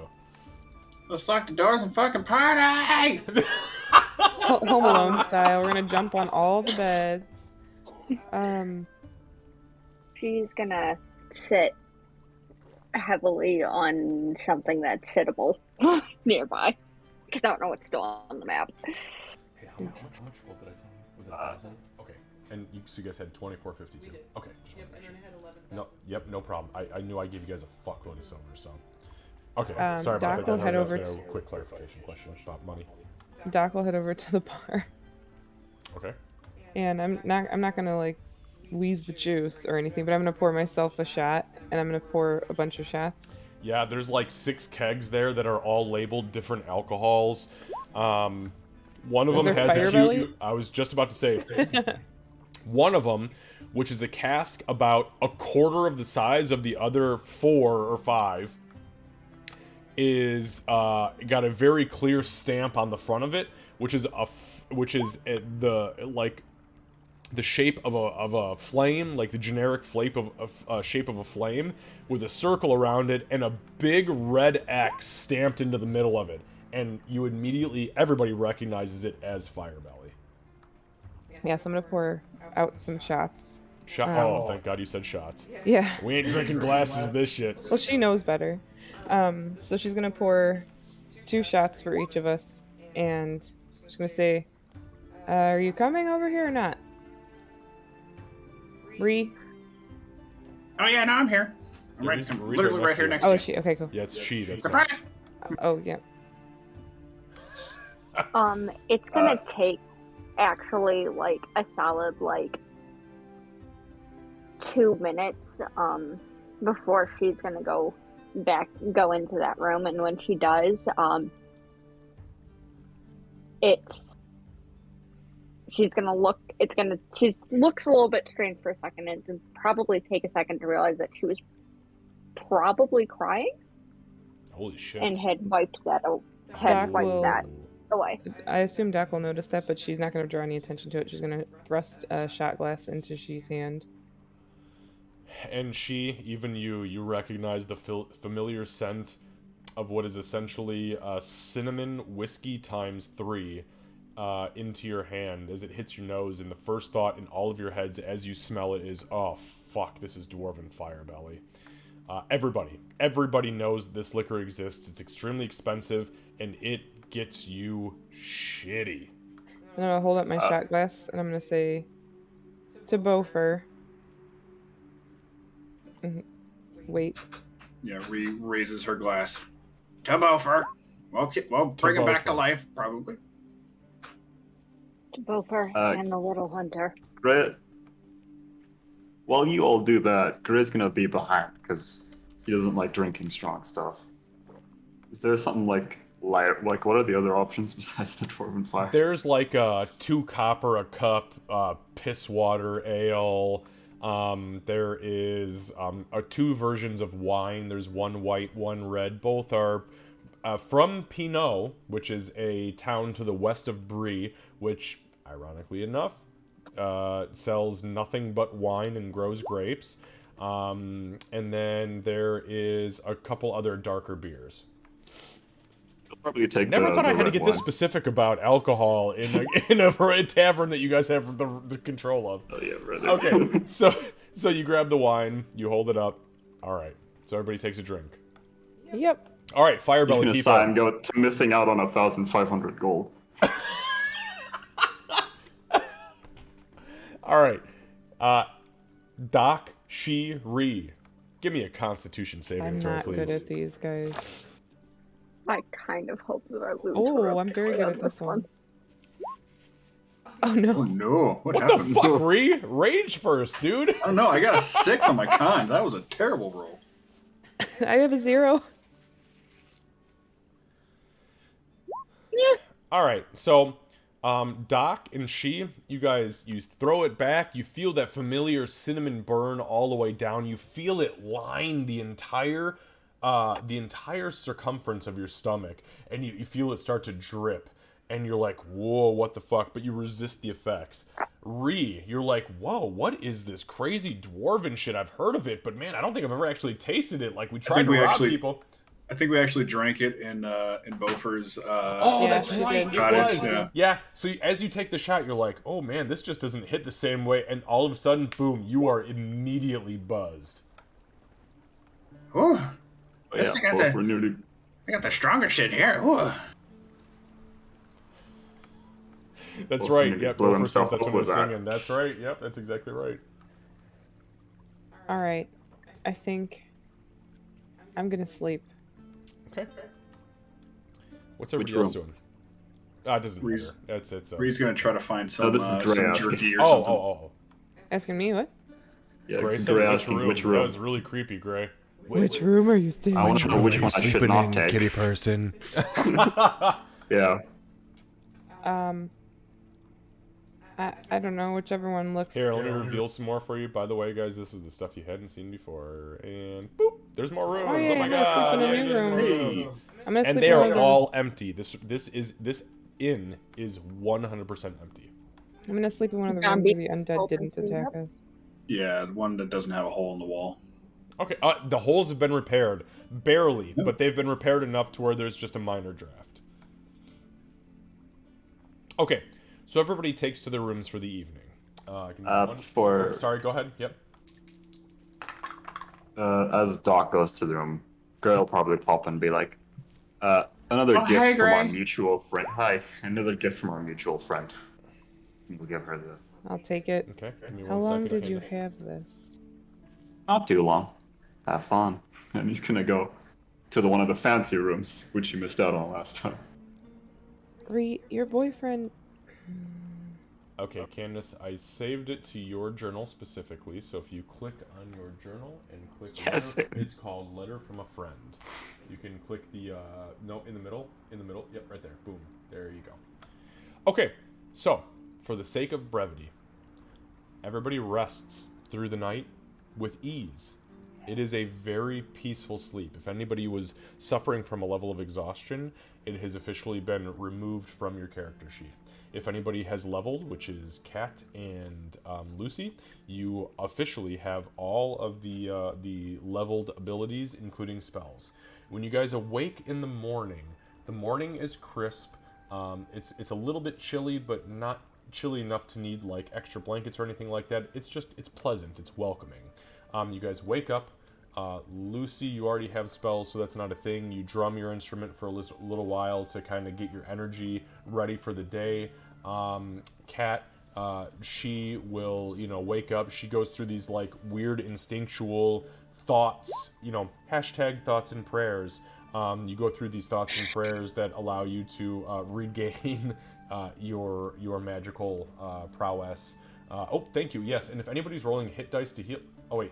Everybody's good except for Ree. That was just Ree. Okay. I just had a couple hit points. Well, you're doing I took good a hit now or with two. that 14. Yeah, I'm doing real good now. Yeah. Wow, holy shit. Oh, you have a D12. That's why. I was like, how the fuck did you get a 14? Yeah. Okay. I was like, max.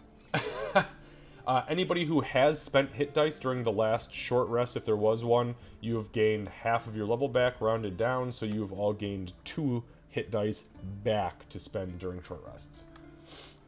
Okay. So, everybody awakens. We'll say for the sake of brevity, I'm gonna put you guys all out into the common room.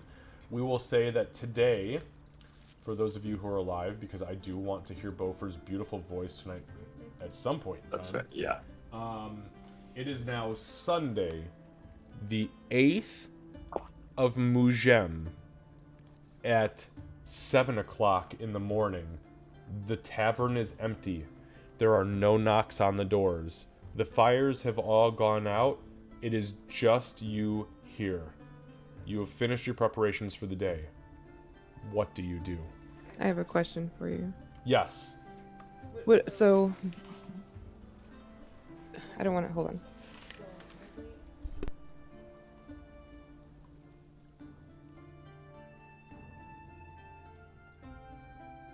That's what I need. Thank you. Okay, sorry guys. Secret. And so that you know, right before, well, I don't know if you would even notice, but right before we went to sleep, Doc would have rolled over with what Gray just gave her, and you probably would have heard the paper like unrolling, and then you would have heard it roll back up. And you would have heard Ree snoring. That's what I figured. Aggressively. Because she's so drunk. Almost like me, like I imagine, like like she kind of waddled into the room a bit. Gray came in, hi Gray, and then shortly after he left, just like laid down and just immediately fell asleep. So you could have just she could have just been reading the thing like out in the open, and she would have been none the wiser. Okay. Does anybody else have a fucking raging headache right now? Oh, here, Doc will go to the bar and grab water, and maybe if there's, I don't know if there'd be like biscuits or anything up there. If not, then she'll go to the back and grab some. Oh, Yeah, yes, biscuits and jerky. Yeah, absolutely. There's biscuits, there's jerky, there's dried meats, there are smoked cheeses. I mean, this place is actually pretty well fucking done. Now, there's nothing fresh. It's all from the day before, but it's pretty good. It looks pretty good. I'll bring stuff over that I know will help with the hangover with lots and lots of water. Can Yep, that's I one of those attempt meals. to Jeez. make a good breakfast for everyone? I have survival-y skills. I'm sorry, what was I'm sorry, you're breaking up just a little tiny bit, and I'm kind of half deaf. What was the question? Oh, I asked if I could, if there's stuff here where I might be able to make a meal from tavern supplies for the... Fuck yeah, make a survival check for me. Yeah. She wants to souk. Oh, God. No, sorry. Hey, Bofur said that. That wasn't me. Oh, God, that was awful. That no, was awful. 12's not bad. 12, you make a That's very... plus 5. Yeah, but you make a very average meal. And that's all we can ask for instead of eating fucking dire rats, right? You know what? Considering we've had dire rats, I think I should... So, you guys start eating jerky and dried day-old biscuits, and she walks in and has, like, no bullshit, scrambled eggs, fried back-fat bacon, and some sort of, like, partially fresh fruit. There was a little bit of rot on it, but she cut it away and chopped it up to look like it was decent. And she presents this platter to the middle of the table, and you guys look at it like, what the fuck is this? And where did you get this? She's gonna set it down, and then she's going to go over to the table over there, and just because she's habit. And what, you're not gonna eat this? That what you made? Just checking for poison. Come on, get your ass over here, sit down. Is Gray? Are you actually checking for poison? Absolutely, yeah. Especially after the nice things that happened. Yeah. Absolutely. Give me an investigation check, brother. Okie dokie. Kat, you do not. Do you have poison on you? Did you poison it? 13. Or send me a message if you poisoned it. It's sprayed with Bard be gone. Would have been close. No, I didn't. No, there's no. You kind of pick it up. You as the platter gets set down, you snatch up some of the eggs and you kind of smell them real quick, touch them to your tongue, grab some of the fruit, give it a little sniff. It's not fresh, but it's fresh enough. You kind of waft the rest of it, and you're convinced that if it is poison, you're all destined to die because she's masked it really well. But you don't think there's any poison. Goblin, try this. Goblin, try this. Doc is eating and watching Gray. It's fucking delicious. As soon as you guys dig in, this is literally in this entire campaign so far the only truly cooked meal you guys have had that has been legit. And it was technically stolen in a tavern that doesn't belong to you, so congratulations. I mean, there's no dire rat meat, but this is good. I don't know, the meat pies were pretty good. That is true, the meat pies were delicious last night. They were. How much did he charge us for dinner? I don't remember when we ate. A couple silver. I think it was a couple silver for the entire group, plus drinks. Because I do intend to leave 2 gold here for him to make up for the drinks, because I know Firebelly is expensive, and to make up for the food. Uh-huh. But it's going to be in coffers or, wherever it would be safe where he'll find it later. So yeah, as you guys were kind of like hanging out near the bar, you went back behind the bar, and there was a small basket underneath that had like there's 3 baskets, one for gold, one for silver, one for copper. The gold was empty. The silver, there was 3 silver pieces in it, and the copper had like 80 copper pieces in it, because that's typically how people pay when they're doing generic low tier, low-born purchases. Is the paper that's there? Yes. Okay, so I'm gonna grab a piece of paper, Okay. and on one side of it I'm gonna write thanks, and then like sign it POW, Okay. and then wrap the gold inside of it and put it in the gold basket. Oh my god, I just realized the acronym of your name is POW. Yeah. Oh my god. Yeah, Bofur pointed it out earlier. It was hilarious. I love it. Okay, so you slap it down, and I'm sorry, how much money did you leave? 2 gold. Okay, just make sure you mark it off, and we're good to go. All right, so what are you guys doing? Actually, and as you guys are finishing breakfast, Doc is slapping this gold down. You guys hear from somewhere in the distance the sound of a loud horn. Boom, boom. Is this a caravan? Boom, boom. Are they saying Bofur? Sounds like they're saying Bofur. Actually, Doc, give me Doc and Ree, give me wisdom checks or intelligence checks, whatever is higher for you. Just basic. Wisdom Or check. intelligence. Yep, checks. Ooh, God, what's with I these rolled all fucking my nats? good ones What is with earlier. these nat ones when it counts? Oh, Oh, There we go. fuck! What the fuck? Hey, we it changed. was We were almost a 20. I did 18 Wow. last time. So, Ree, you would, as soon as you hear that sound, it's like the dun dun dun dun dun.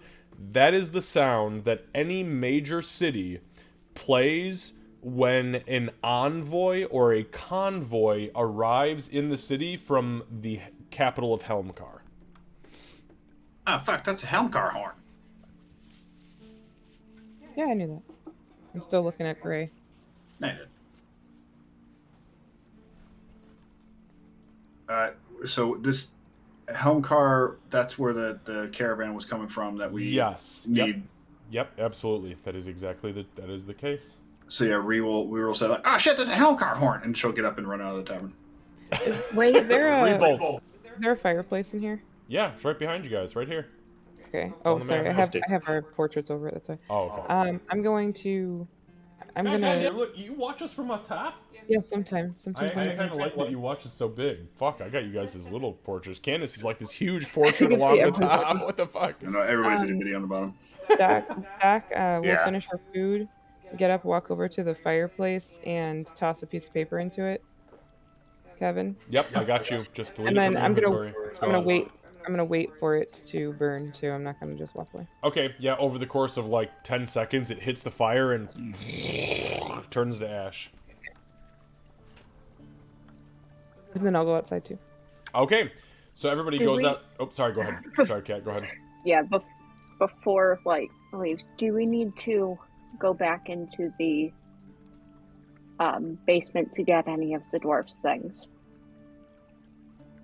I thought we think brought we it all. Brought it all. I'm pretty sure we carried Yeah. everything. Kevin, can you confirm? I'm I pretty can sure we- confirm that you guys took everything from Bofur. You also confirmed earlier this session that it was all being left in a chest Yeah, with at the priest. temple. Yeah. But yes, you took everything with him. Also, you could technically get back down there, but they did patch the hole. So if you want to go back down there, you're gonna have to punch a hole in it or go outside the walls. What Yeah, last we would thing remember what we she did. had heard was them talking about leaving some of the stuff in Oh, in that's order right, to 'cause be able she to ran. carry the dwarf. So Oh, yep. so yes, and just for clarity's sake, plus her natural intuition, what they were referencing was all the shit that was on the ground in the center of that main room, which was all the short swords, long swords, the pikes, the shields, Uh-huh. the Stuff I armor. definitely wanted to get into. Oh yeah. Yeah. Yeah. Oh, and you can go back down there if you would like, because Punch a anything is hole through the possible in the floor. world of Dungeons and Dragons if you roll well enough. If Uh-huh. also before Yeah. hmm before Doc walks out, she'll turn to she and say, "Thank you for breakfast." She'll I'm kind sure of that- hesitate and nod, and then there were the two again. When she gets outside, Doc's gonna go to Ree and say, "I'm glad that my message got through, But I'd be lying if I said I didn't feel a little bad. You glad your message got through to who? She. Oh, yeah. Well, I mean, she's bound to come around eventually. I mean, she can't be so broody all the time, right? I guess. Maybe she just needed a good talking to. I'm good at those. It's because I'm tall.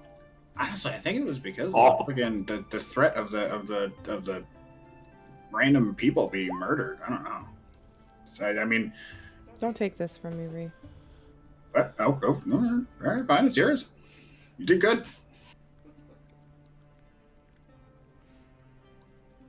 I'm just waiting. Okay. All right. So you guys. So I'm sorry. What are you guys doing exactly then? You are leaving the tavern. Is that right? Yeah, we stepped out. Yeah, Gray, we're are you outside. following? Or... Okay. So you guys stepped outside. So everybody steps outside. You hear the horns. They sound again. Ba-dum, ba-dum, ba-dum, ba-dum, bum. And you would, all of you, as Ree has already told you what this is, you guys listen and you're like, oh fuck, that's the Helmkarian chant.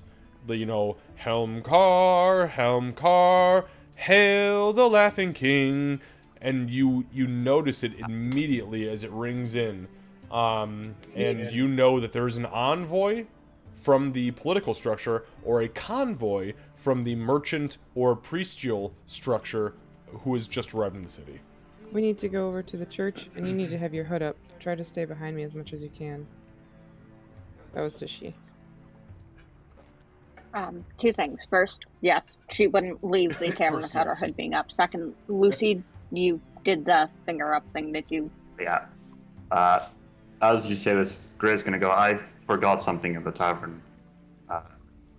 Go back in, take the 2 gold, come back out. Fuck yes. Add 2 gold to your fucking inventory. Sneaky motherfucker. You Half-half. son of a bitch. Hang on. I You're actually not have to, making enough money off of I your sneaky literally have to messenger? take a note about that because things are gonna get weird. Give me 1 second.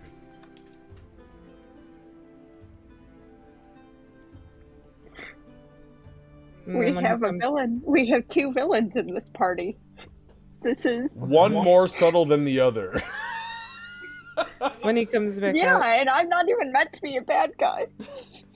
Bullshit. when Gray Let's comes just say I'm back glad out, I didn't touch the holy water. she'll like lock eyes with Gray and then kind of dart her eyes over to she, and then nod. Okay, sorry guys. I had to take that note. That was fucking awesome. Lucy, take an inspiration for acting very, very particular to your alignment. Thank you for that. All right, guys. So you make your way from the Green Lizard Gizzard over to the Temple of Paylor in the city of Middleton. Welcome back. Stay a while and listen. Can you take the the healing? I can. Give me 1 second, please. Yep. Everybody, because it was a long rest, had their healing thing changed. You do not have your hunters prey active, and you are not raging. Thank you. For Wait, a moment, are I you thought raging? that You I could that rage. I mean, you someone had can rage marked if you me want, as- but I'm just all that's my secret. I'm always angry. yeah. If I stay mad all the time, it's when I get quiet that you need to worry. And you know what? I know a few people like that. So, okay. That's actually me. Yeah. Yeah. All right. So you guys arrive back in the Temple of Paylor. It is exactly as it looks right now, except when you enter, the 4 of you, near the front, you do see there is a contingent of dwarven men standing there, one of which is a standard bearer holding a large blue flag with a golden lily emblazoned upon it. It's not blowing in the wind, it's just standing static. Here and here are 2 crossbowmen. Here is some sort of maybe nobleman, you're not entirely sure, dressed in a gown. You can't really see much with his back turned, but you do see that he's holding a scepter. And at the front is a full plate mail, full plate helm, shield bearing heavy flail wielding dwarven man who is standing near the altar, talking to all of the priests who are standing out here. You guys recognize that there is the battle priest, there is Sigmund, a female who you've not seen before, and then the fat guy who is standing behind the altar currently having a conversation. As the door opens, you guys look around. There are no civilians in here currently. It's very early in the morning, but you see them all standing here. What do you do? They are currently in the middle of conversation. Quiet conversation. Remember the bet. I'm sorry, what was that, Lucy? What'd you say? I mean, he's gonna whisper over to Reed. Remember the bet. Oh yeah, sure, yeah. Hand me your water skin. You're gonna do it. Oh, the bet. I'm sorry. I thought you said Yeah. bat, and I was like, are you about to hit somebody? Yes. Swing away. Yeah, then Ree will dip her Gray's water skin into the holy water. How is she doing? Is she trying to be quiet about it and like discreet, or is this like fuck this shit? I'm just dipping it. I mean, she doesn't really know any better. Okay, fair enough. I mean, she try not to be like. I mean, she sees a conversation going on over there. She doesn't want to be like completely rude about it, but she'll just like just. Okay, I'll tell you what. Give me a stealth check at disadvantage. You're trying, but not really.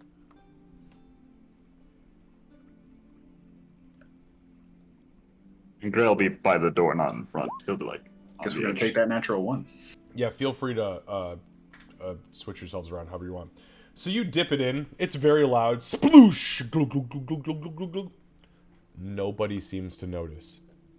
And you have a water skin full of holy water. All right, yeah, here you go. Yeah, pay up. Right, that's what the betting. You have to get the holy water, and then you get the money, or what? Yeah. How this works? Then he'll give like 4 copper coins. Okay. Nice. Yeah, he tosses you 4 copper coins. You hand the skin over. Lucy, give me 1 second.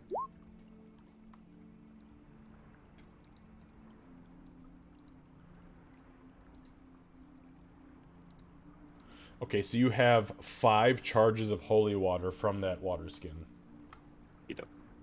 I'll customize it. Y'all are fucked up, by the way. Not Jesus Paylor. Can't take an inspiration die. That is hilarious. That's off the charts and out of character, but that's that's funny. Okay. Anyways, you guys walk in. Here's what you see. Yeah, Doc's gonna start So approaching. nobody seems to notice you at this point. Doc's gonna approach, and then if anybody turns, she's gonna say like, phrase be Paylor. You see the battle cleric, who is the guy standing right here. He kind of notices you, and he says, brothers and sisters, all hail. And he kind of turns his attention towards the guy standing in the center there, and he says, Sir Roderick McAvers, Order of the Golden Lily. And you see everybody in the room, aside from you guys, except currently, take a knee and bow towards this man. I guess I'd follow suit. It's common knowledge that if somebody is represented as a sir, meaning that they have knighthood, that you treat them in the same respect that you would a king or a queen in lieu of a queen or a king. Yes, I'll do this. In common society. Okay. I guess Ree would kind of take a moment, pausing. What's wrong with because my she's cam? not really. Sorry. She's not really part of common society, so she'd like look around for a long moment until she sees Doc kneel. Oh shit! I should probably fucking kneel. She'll try to teach her like quickly how to curtsy. Okay. Does what is Gray and she doing at the back of the room? Gray's just kind of standing, I guess, leaning on a wall. I don't know. Just Yeah, watching. we're edgelording. Okay. Yeah. Okay. Fair enough. More like he's more twirling his stick of like I'm bored. Okay, all right. So you two approach. You kind of half kneel. The guy in the middle, he kind of he stops and he looks over at the battle cleric and he nods and he goes, "Oh, brother, that's not.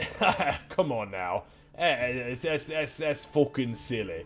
He turns around and he looks at you guys, the two of you, Doc and Ray, and he goes, "Oh, we have subjects, I suppose." And he bows to you, takes his helm up, and he lifts the visor on his helm, and he looks out at you.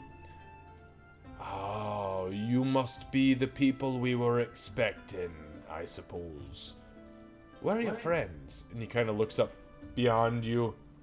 Come forward, friends. Come forward. It's okay. Please, we are here to deliver your friend back from the realm of spirits. I appreciate your help, my lord. Much appreciated. Thank you. It's not my lord. It's No. Sir. But thank you very much for your... Holy fuck me sideways, Moradin's asshole. That's a goblin? He looks around at the group, to his compatriots, the ones that who are obviously the oddballs here, including the flag bearer, and the flag bearer kind of nods and says, who speaks Dwarven? That would be Ree and Ree and she. He says, "Is that a fucking goblin?" And the guy says, "Oh, that's a fucking goblin, all right." Yeah, I'm a goblin. He kind of looks back at you. "Oh, fuck me 2 ways from Sunday. Holy shit, you speak Dwarven?" Doc will stand up. I do, yes. At that point, she'll stand up and she'll say, she's a very well-rounded goblin. Smartest goblin you ever see? Holy britches, 2 ways from Easter Sunday. You're very impressive. You swear a lot for a priest. Oh, actually, I'm a paladin. I'm a paladin of the Golden Lily. It's alright. We're... You can swear.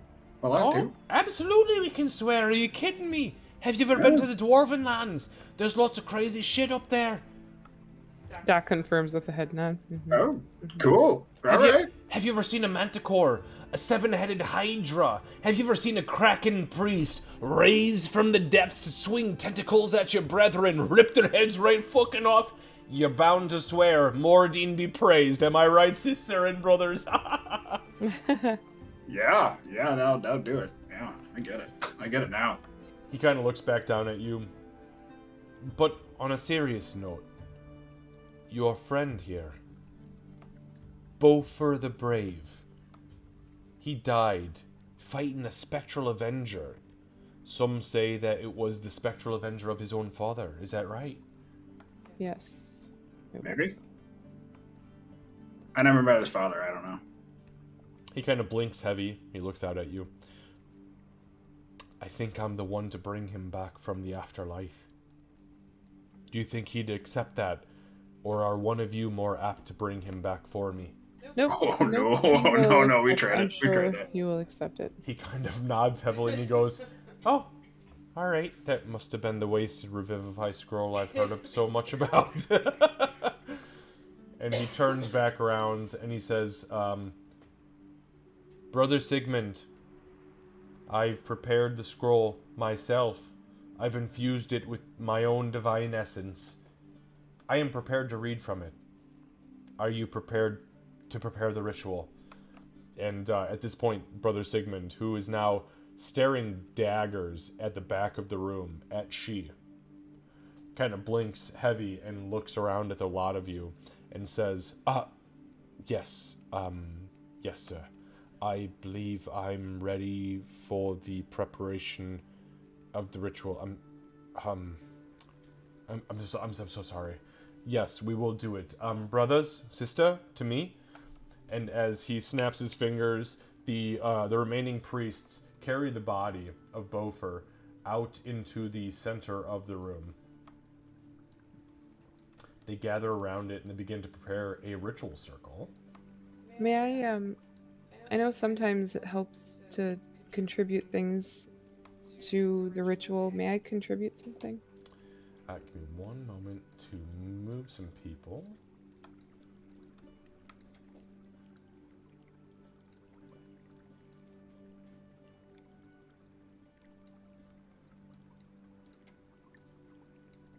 So yes, so as the paladin pulls the scroll open and he stows his weapons, he kind of holds his hand up to the standard bearer, who holds the flag down at an at ease pose, and the standard bearer also pulls open a small prayer book, The paladin opens a small ritual scroll, and he looks over to you and says, "Of course. If you're his friends, you are more than welcome to imbue him with any energy that you may have." I'm gonna take the only agate gem I have and place it on Bofur's chest. Oh, fuck. Bofur, give me a history check with advantage, please. I took it out of my inventory. Thank you. You said history? History check with advantage, yep. Oh, that's fucking awesome. Okay, noted. So as you place it into the ritual circle, this agate, you drop it in. The paladin begins the ritual, and you guys hear a string of dwarven syllables that kind of spill off of his tongue. He begins waving his holy symbol around, which is literally just a chain around his neck with this big golden Moradine holy symbol. A circle flashes around Bofur's corpse, which is still vibrating with this white energy. As that happens, the agate flashes with this golden light, ignites with fire, and then dematerializes. Is dematerialize a word? I don't know if it is. It vaporizes, and the smoke from the vapor travels up and over Bofur's body and into his mouth as he actually takes a breath. He is still visibly dead, but you see his body take the breath. Would anybody else like to contribute to this ritual while it is happening? I don't really have anything to offer. Gray leaves. Gray leaves? I'm sorry, did you say he leaves? Yeah, he's gonna wait outside. He Okay. does. Yep. There's He's nothing like, here. Fuck that. Holy stuff, leave. Okay. All right. So Gray steps out. I don't have anything to offer, but is there a way I can help at all in this process? Do you know the song he was singing? The song? Yeah, remember he was singing that song? And the song that is, as soon as she mentions the song, you hear the song of Helmcar play in your mind again, just like the trumpets were that one. singing out. Yeah, I do. I can. And Maybe you could sing that. With your roll before, give me a...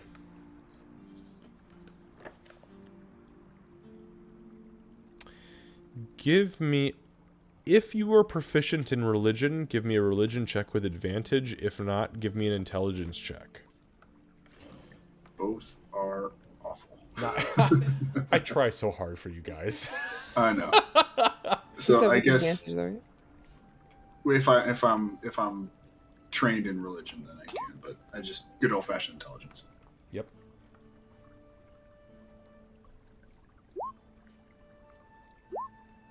Ooh. So you try to, like, as the ritual is happening, you've never seen a raised dead or resurrection or anything outside of a revivify happen in real life, and it scares the absolute shit out of you. Not to the point where you're gonna run and flee, but to the point where you're like, oh god, they just put me on the spot. They want me to sing for this thing? What the fuck? And you can't bring it to your mind. Yeah. Alright, so... Anybody else? There is one more opportunity. There is 3 opportunities for every raised dead or higher. Lucy has left the building. I'm looking Sorry, at you. Boo, but Gray doesn't care. She is just watching, and she's watching and trying to learn. Understood. Bofur, I'm going to give you the option as the hour-long ritual concludes. High or low on your percentile dice. Alright. High heads, low tails. High. High. Alright. Now, let me ask you this. I have 2 sets of percentile dice here. I have a flaming red and orange set of forge dice, or I have the cool blue, purple, and blue set. What would you prefer? Roll what's in your hand. Oh. We've had enough fire. You said high? I did. Lucky for fucking you. You've had one death with one successful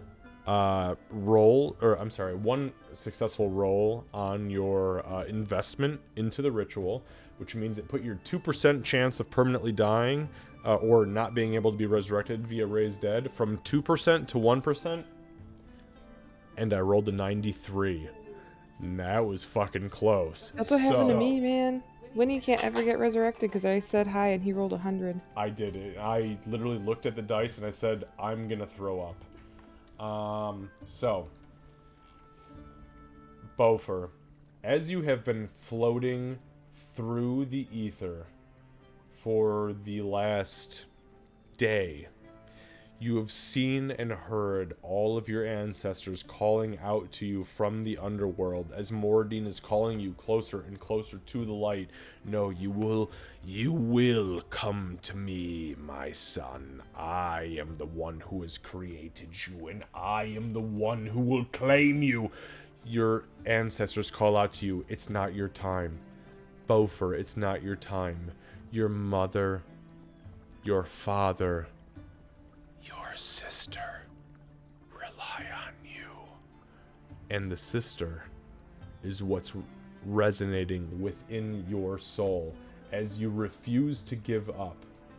The remainder of your energy springs to life. Sorry, I just had a raid. Awkward time for raid, but thank you whoever just raided. And you hear the audible sounds of magic energy being summoned around you and your body and your spirit as a golden hand rises up from the ether and grabs your spirit and yanks you back down into the body that is currently a corpse in the middle of this room. Your eyes flash open as you and everybody looks around as the ritual finishes and the scroll burns off in a blue holy flame. The paladin looks down at you. Brother, do you hear me? And Bofur, you are alive. Doc gets up on her tiptoes to look over all the dwarves to see if it works. Holy fucking shit, did it work? Who are you? He looks down at you. I am Sir Roderick of the Golden Lilies from Helmkar. I've performed your resurrection, my friend, my brother. Moradin has laid it upon my heart that you are to be brought back. Are you him? And he holds a knife out over your heart gently. I am the Bofur Silverhand. He smiles, and he slips the dagger back into its sheath. And he says, he throws a hand down and grabs your hand and yanks you up into a sitting position. Brother Bofur, welcome back to existence. And Reed just kind of look around. Yeah, Reed just kind of like yells and runs up and gives him a big old hug. Oh, she's Holy fucking shit, you're alive! You're fucking alive! I thought you were fucking dead for reals this time. Ow, I was dead. Wait. Doc walks up and says, "Thank goodness, my healer's kit is almost empty." Where's Bomber? Who? What? Where's my father? Oh. Oh. So he kind of got mad that we couldn't bring you back right then, and then he left or disappeared. What do you mean he left? Like disappeared, like poof, gone. But so did our Wraith lady. Yeah, she's So they both left Bomber and her? she's at rest now. I thought it was a dream when I saw his face. It was kind of a nightmare for the Yeah, it was rest of definitely more us. nightmare. Yeah, it was a straight up nightmare. Some fucked up shit. The last time I saw him, I can't believe he came back like that. I don't know how that would happen. Well, I'm not sure either. Look, I know that So sorry, as you guys are talking, the paladin he sets his flail to the side, and he puts one gauntleted, I mean very shining gauntleted palm on Bofur's chest, and he's gonna lay his healing hands into you, which is gonna heal you for 24 points of damage. dang, girl. As he touches his hand on his chest, you guys see this ripple. I mean, and he's not wearing, Bofur's at this point is not wearing any armor, no arms. He is totally naked aside from essentially a death shroud.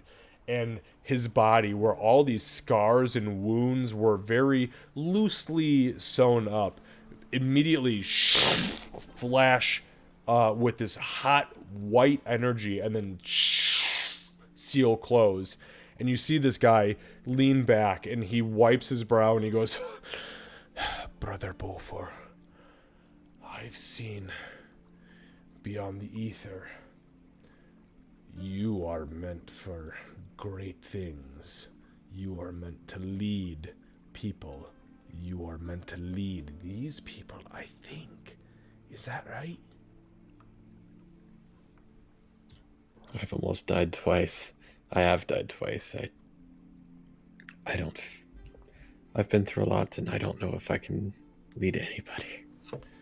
He grabs onto your wrist and pulls it close to his heart, and he looks you square in the eyes, and he says, Moradin has brought you back not once, but twice. You must lead these people. Your journey is over, but your quest has just begun. And he lets go of your hand.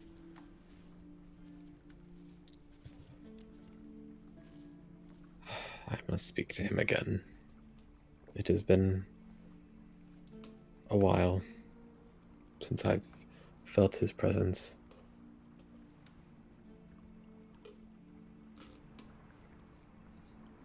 Doc's gonna look at, I guess, like somebody not directly involved and say, could we get his belongings by chance so he can get dressed? Everybody kind of looks around, very shocked that the raise dead actually worked. And Sigmund, at this point, he goes, yes, excuse me, I'm so sorry. I will fetch his chest immediately. And he turns and he heads for the door. While this is going on, I'm gonna ask Sigmund, did you just come from Helmgar? He looks down at you.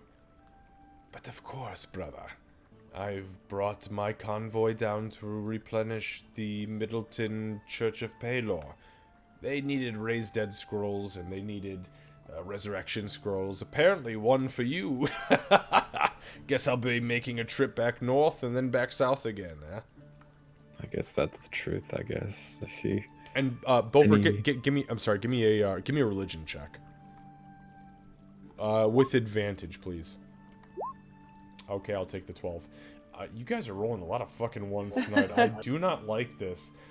So your 12, you recognize the Order of the Golden Lily is a paladin order underneath the Church of Moradin that operates as people who take items from one place to another of religious significance. Period. They don't take anything else. It's good to see another one of the order. I've not met anyone yet. He kind of leans down into your ear and he says, unfortunately, my friend, we have to have a discussion in private. Can I take a few of your minutes? Yes. He's gonna try to get up very slowly.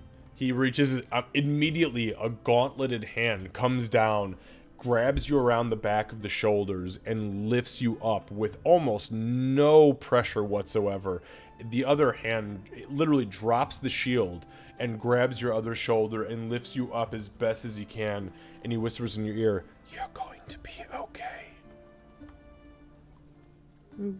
Doc says, "So, Bofur, I know you just went through a whole lot, but we do have our next mission, so we're gonna have to get the heck out of here pretty soon. So maybe I can get you some food or something, and then we can be on our way." At this point, you see a couple of the dwarves, including the priests, turn towards you, and the bannermen and the crossbowmen. And the crossbowmen kind of half raise their crossbows. And the gentleman in the back, this guy right here, says, "We need to have a conversation with Master Bofur before he moves. Are we understood?" Yeah, I wasn't arguing with that. I wanted him to get dressed and have food and talk with you, and then we need to go. At this point, you see the crossbowmen turn towards the rear of the room, and they train their crossbows on She. I think I left. In Moradin's name, please don't hurt anyone. We're in a church. The paladin, as he's holding you, lifting you up, "My brother, we will not come to bloodshed here. We just need to have a conversation so we can work out the details of the situation we find ourselves in with the slaver." I understand. I'll come with you. Just please, I'll be right there. So he leads you into the back room. Bofur, if you want to take any actions at this point. No, I'll follow. Where are we going here? Okay.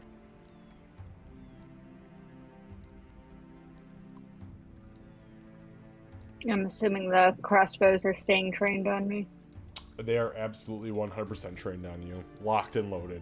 They're not repeating crossbows, so it's going to take a while to reload those bad boys, but they are focused on you. And this guy in the middle is holding a scepter that has the head of an anvil made of some sort of metal. You're not sure if it's iron or silver, and he has it it's not held towards you aggressively like a taser, but it's held out enough to make you think like something bad's gonna happen if he starts, his mumbo jumbo.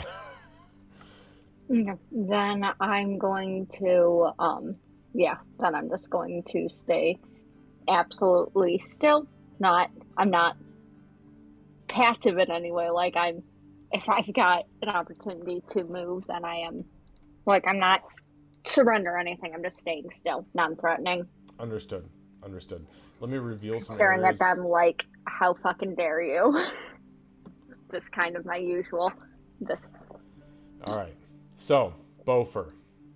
They lead you into the back room, which is where I've just dragged you. And as you walk back there, you see Brother Sigmund and the Paladin, and they both turn towards you.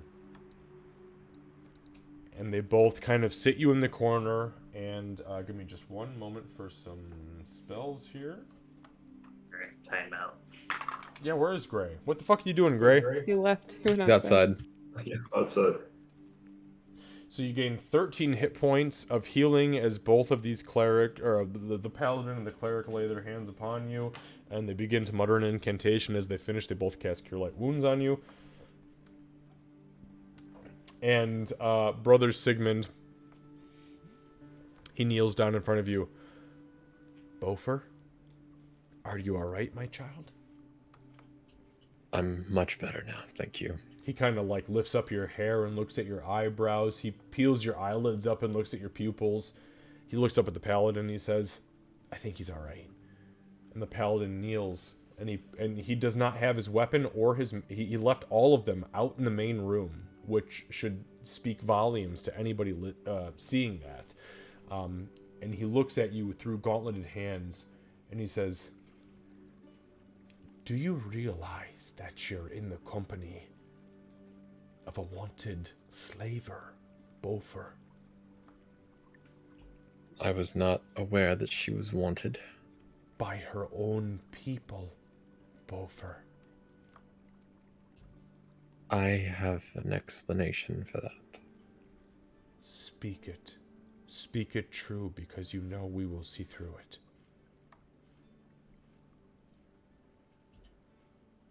She was in. She traveled with us to the Sunless Citadel at first. That's where we met her. We are aware of that. What happened after that?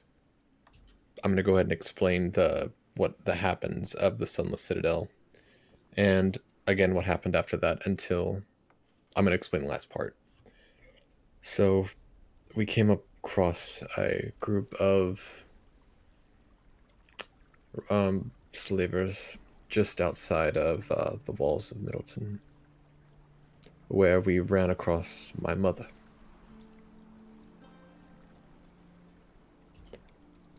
Corrida and the Rock. He looks at you, the paladin, with his eyes open wide. You're fucking kidding me, boy. I am not. I'm son of Bomba, grandson of Tunami. His eyes again go wide, and he kind of blinks down at you, and he... Holy shit, you are, aren't you, boy? I took the Vengeance Pact, as you can see. Yes, I see your axe laying out there. Moradin has granted you the vengeance of a fiery forge, my boy. With the exception of my beard, of course. You will grow that in time.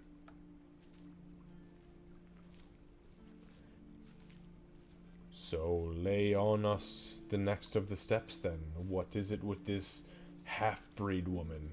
Why? She sided where, with us when, boy? in the battle.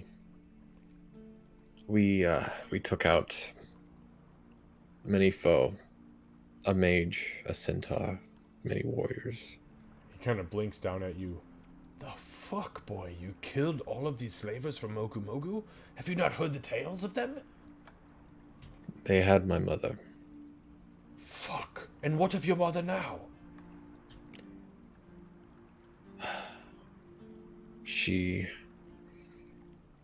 I was very angry with her for leaving, and I was not in control of myself. Mordine, forgive me. Did you murder your mother? No. Oh. She went to Helmcar. Oh, well, fuck her 2 ways from Sunday then, boy. I hope you were not telling me that you had murdered her. I don't really care if she went to Helmcar. She's fucked one way or another. Oh, unless she's going... Shit, is she going back to her family? I believe so, but there's more news. Lay it on me.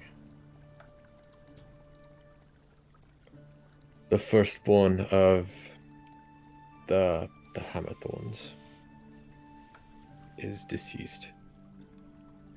Shit. You mean it will be bloodshed upon your bloodline? They think it's you. I'm not sure. For my mother, as soon as I came across them, he was in a shroud of death. Fuck. Where's your father? He is long dead. Your... What? Why have we not received word of this? Who's kept a secret? Long ago, they left because, as you know, there is a dispute between our families. Yes, I'm well aware, boy. The banking families and nonsense and Mordine be praised, the bullshittery that happens between the two clans. There's only 2 fucking banking families. You might as well conjoin and make one. But yes, I'm sorry. I understand. It's a feud long ago. They both compete for the king's service and favor, and his accounts. The king's accounts are where the money lies. Yes, of course, and all hail the Laughing King. He is glorious in his grace, but sad in his scarcity among his money and his spread wealth. Yes, I get it. My mother brings word, most likely. She carries the ring of the thorns. But what of your father? Why would she turn her back? We came across hard times. My mother, you know, she is the first daughter. He slams his fist down on the ground, this this wooden ground in the back room, and he shouts, "Fuck your mother!" And he grabs his chest. I'm so sorry, boy. I am so sorry. You've gotten me into the spirit of vengeance, my boy. And your father, bless his heart, was one of the best men I ever met in the militia in Helmcob before he moved south. He was in the militia? Did you not hear of his days serving the Laughing King? I was never told. I was born in Bree. Fuck. I didn't know about my family until recently. My name was never known to me until recently. Bofur, there are many things you need to learn about your family, and there are many things that you need to learn about your friends.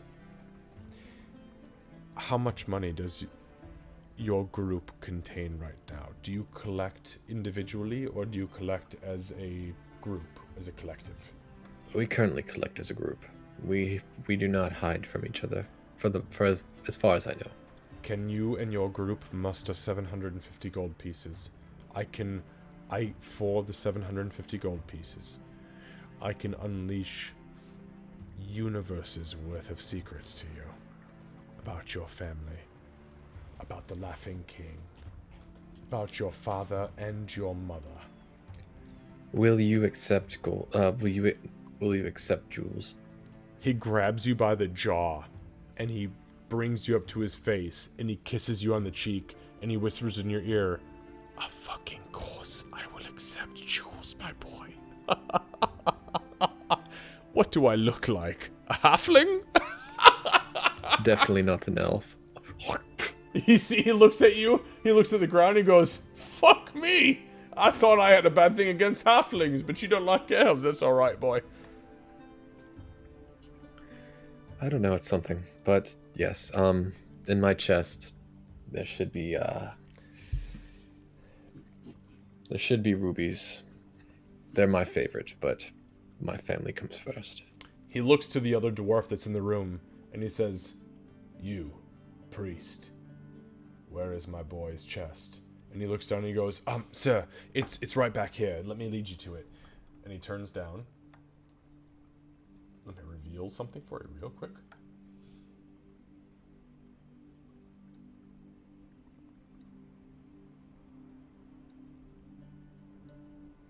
Oh, god damn it. Hang on a second. That was reveal. Oh, that was hide, not reveal. God damn it.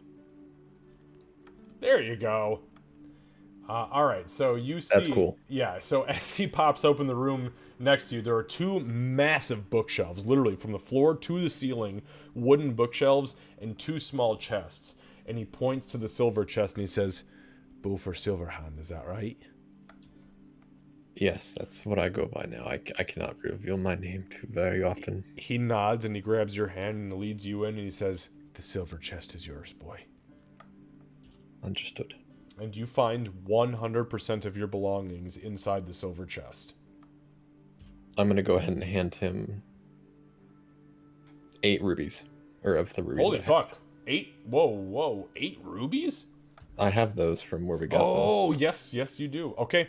He takes them and he looks and he gawks at you and he goes, "Are you sure, my lord?" The information is it's needed. He throws them in a satchel, he ties them off, and he looks at you and he says, "The town guard is actively looking for your friend, the half-breed. I have an escape for you if you need to go somewhere else. You just give me the word and I'll get you out."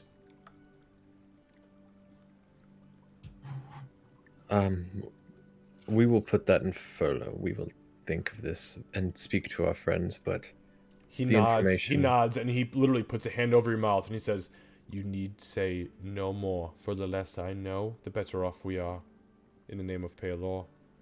And he nods towards the door and he says, "Talk to your friends You have privacy for probably the next 25 minutes or so. Discuss with them. Bring yourself to them. They need you now, Bofur. You are a champion of Moradin, and we understand that now.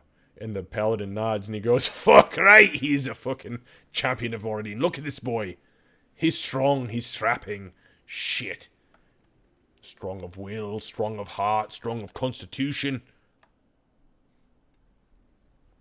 I do trust you two, but can we keep the my name in this room only, please? They both look at each other and he says, you mean the name Bofur? No, my true last name. You mean Silverhand? And they both wink at you. Yes, of course. It's a secret amongst friends. Thank you. I will speak to my fellow companions, and then we will speak upon the matter of my true family. As you begin to step out the door, as you reach for the door handle, and you see the flag waving from the standard bearer, the paladin grabs you by the shoulder, and he pulls you back, and you hear a whisper in your ear, in Dwarven, and he says, unfortunately, my brother, I cannot give you the kobold quite yet. So the one who caused the problems that exist between you and your friends cannot be resolved immediately. But be assured that we have him safely tucked away. Goodbye. And he pushes you out the door, and you guys see Bofur pop out the door. Bloop! And the standard bearer steps aside, and he goes to the back of the room by the altar, and he turns, and he just stands there. And I will let you guys roleplay. Yeah, I'll stand up pretty much immediately when you see Bofur come out the door. Bofur's gonna look shocked a little bit and start walking over to the rest of his group. She is, of course, going to stay by the door and watch the crossbows pointed at her. While this is going on, I'm gonna go ahead and ask if she can step forward so that I may speak to her, as well as the rest of my companions. I I'll don't just know wait. whether they would let me. Yeah. What happened in there? Some information was developed, and we there's a way out without being seen. Well, definitely take it. We must take it. I had to give up some of the gems that we found underneath, but it was well worth it. We will. We have come upon a blockade in the road with she being wanted now. Oh, I know. I was not aware of this until I recently just came back to. I mean, yeah, you've been dead for a little while. We didn't know either until we were bringing your body back. How much is she worth? Well, now it's 2,500. But it's 1,500 if we turn her in. I may or may not have. We had a discussion about where her loyalties lie, and her main concern was bringing you back. So. I'm glad to hear it. It spoke volumes. Even though she might want to kill me herself, but we will talk about that later. If that happens, Bofur, she's already been warned. I understand. We have spoken upon what we should do, and I believe that we should go forth to Helmcar. Why?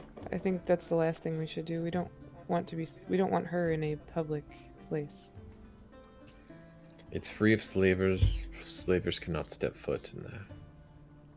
And she well recognized as a slaver? Her tattoos upon her face. Am I wrong about that, she? Yeah, those aren't tattoos. Those are scars. Okay, wrong thing then. Either way, I think that the more people she's around, the more likely she is to be discovered. Just because slavers can't step foot there doesn't mean people who can come to Bree will also go to, you know what I mean? Yes, but we will also need help. Kevin, now that you're back, will they, when Bofur's like, can she step forward so I can speak to all my companions? Oh will yes, they... I asked if she could step forward. Yeah. I mean, do you want to step forward? You can. Yeah, like, if Nobody's I stopping you. Yeah, if I make any move, do they shift or anything They like that? do shift, but they move backwards and they stay trained on you. But they do move back, and they move back very visibly. Like, yep, you're gonna just do your thing, but we gotta be cautious because we know what you are. Okay. She's going to move forward steadily. I mean, not. She's showing no outward concern. A lot of internal though. So, what is we cannot defeat them alone. We can't run forever. You understand that. They know, I'm pretty sure some of them know how to track better than you, Ranger. Oh, there's open hunt on me. My life is all but forfeit. What can be done? What can be done in situation? I guess 2 questions. One, when open hunt is declared on somebody, how long is it until that person is brought back usually? Until they are caught, captured, killed, and stripped of... till they cease to be. Yes, it normally doesn't take terribly long. On that note, Kat, give me a give me a survival check. Yeah, give me a survival check. I think this is appropriate for a survival check.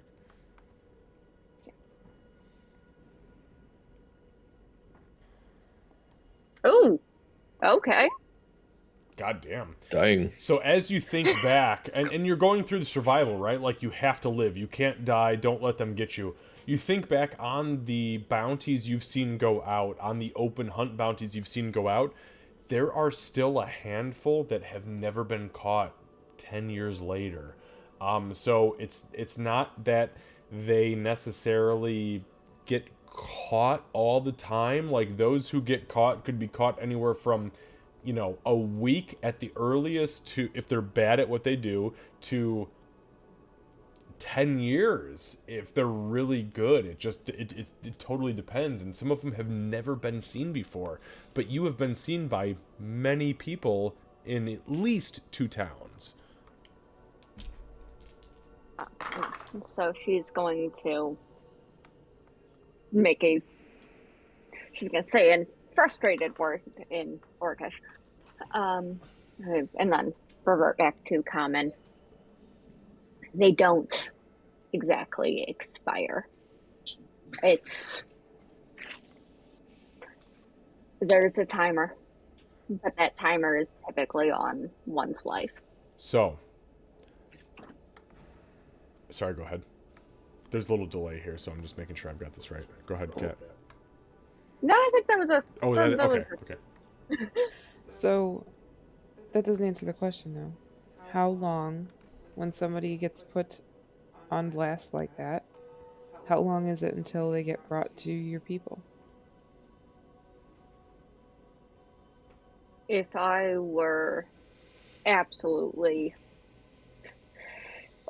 either incompetent, or if those here decided to drag me back before them, I've seen the hunts come to a close in as little as a week. Some have yet to be brought in. Have you ever seen any that got dropped for any reason? Looks to DM. Sorry, what was the question specifically? Warrants being dropped? No. For any reason? No, not from the slavers. Nope.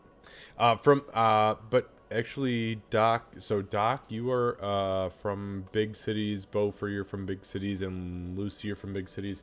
So, well, quote unquote, big cities compared to these fucking savages. You're from big cities. So you have all seen warrants be dropped before for whatever reason.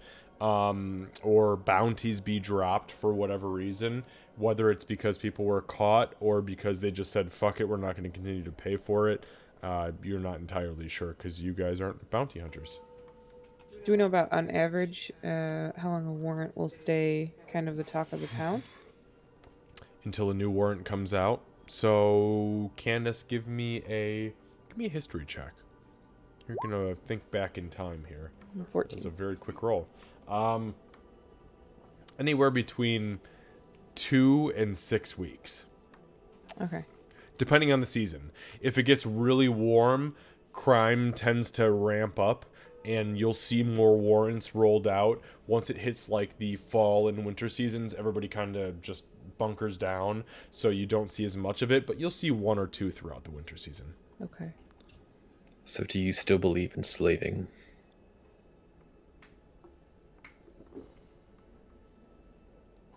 It's gonna shift a little bit.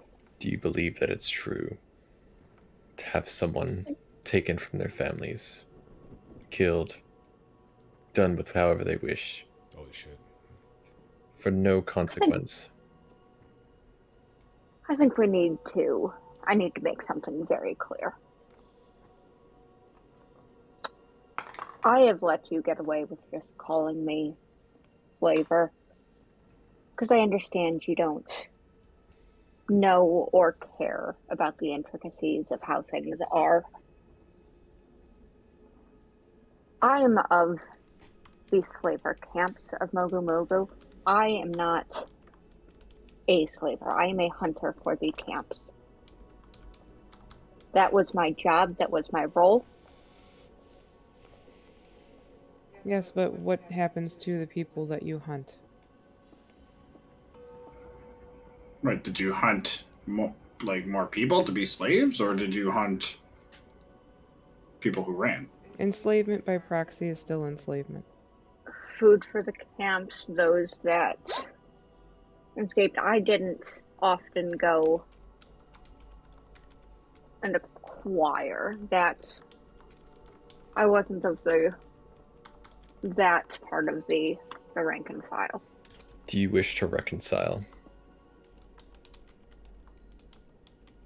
Reconcile what, dwarf? That I grew up in the camps and that I made a... Oh, that's a scary thing that I don't know. The very scary thing How that I about don't know. reconcile for the fact that you were at the camp where his mother was captured? Did I not reconcile that when I sent my arrows into my commanders? Then how do you feel about ending slavery? You're a fool, dwarf, if you think that you're going to change the face of the continent like that. There's always a way. The drums of war will rage soon. It has been long coming. So slavery you have a problem with, but war that decimates considerably more with much further reaches, that you're okay with. The dwarf from the north central part of the room, who currently ran to the window after supposedly noticing something, turns towards the rest of the room and shouts, "Hey, you better finish up your fucking conversation because the town fucking militia's gathering outside, mates." Oh, we gotta go, y'all. Shit. The standard bearer in the back of the room, he kind of looks at you and he looks up at the pane glass window. He flips his banner sideways and he smashes out 4 panes of the Pelorian glass and he goes, "Hey, it's time to fucking run. You need to get outside this city quick like, yeah?" Irene Where's grabs the her shield and hunter? her mace, and she'll I'm start gonna to yell gather at everybody to Ree the to window. go get I'm gonna yell at Ree, go get Gray. Oh, And fuck. I'm gonna run to the door and Gray, ask him if that's the way go out. Gray, what are you doing? Because I already sent you messages, so. Yeah. Fuck it, I think Gray will. He'll try and find out. Like he knows they're probably there for her, but he's gonna try and find out if he's involved. Make make an investigation or insight check, whatever you are more proficient in. Investigation or it's insight. 18. All right, 18 insight. As you're kind of watching the group and trying to figure out what their motives truly are, you hear a few things through your passive perception of, oh, I don't know, fucking 19. And 20 now. oh, it's 20 now? Is it really 20? Yep, my proficiency went up by 1, so it went from 19 to yep. Okay, all right, you're cool. So yeah, you as you're looking at these guys, you realize that yeah, they are here, and they are here to take the and you keep hearing the word over and over, the wanted, the wanted, the wanted, the wanted, the wanted. And as that happens, you keep getting flashbacks of like the wanted scroll being thrown in front of you by Doc. And you realize, oh, fuck, they are here for she. So what do you do? I'm going to give you a free... before we end tonight, because we're going to end it on this weird, goofy-ass fucking church cliffhanger, what do you do? I figured they were coming for she because he saw the want poster. I wanted to know if they were coming for, like, if Gray can just leave, like if they were there to stop him as well. Oh no, they don't know who the fuck you are. Who are you? You're some random fucking guy. You're just standing outside chilling against the church, and they are standing outside of it right now, mind you. There are like 6 guys with pikes standing in like a semicircle. There are 4 crossbowmen behind them, 1 dude in the back with 2 short swords, and 1 guy in the front with a shield and a mace. And they are all standing outside, kind of watching the windows on the it would be the southwestern side of the church. So what do you do? Okay, so I think if I open the door, does it look like they're gonna do anything? Because I'm like right by the door. That's a good question. I'll give you this. So you pop the door open. You mean to the inside of the church? Yeah. Okay, and you peek in, and what are you guys getting ready to do as I've given Lucy this opportunity? Like, I'm yelling at the paladin. I'm sorry, and what did you yell at the paladin? Where's the exit? He kind of blinks up at you. He looks up at you and he goes, oh, it's the front fucking door.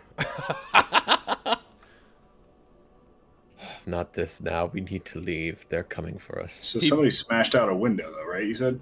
He said, yes. He said the paladins, because he's lawful good, said the front fucking door. And the standard bearer, who is the guy back here, who I just pinged on the map, reared his banner back and smashed out like 4 panes on the window and said, it's time to fucking go. Oh, I thought the paladin was the one that I paid. Nope. You did. You paid the paladin, but this guy, right, is the one who smashed the window out. Okay.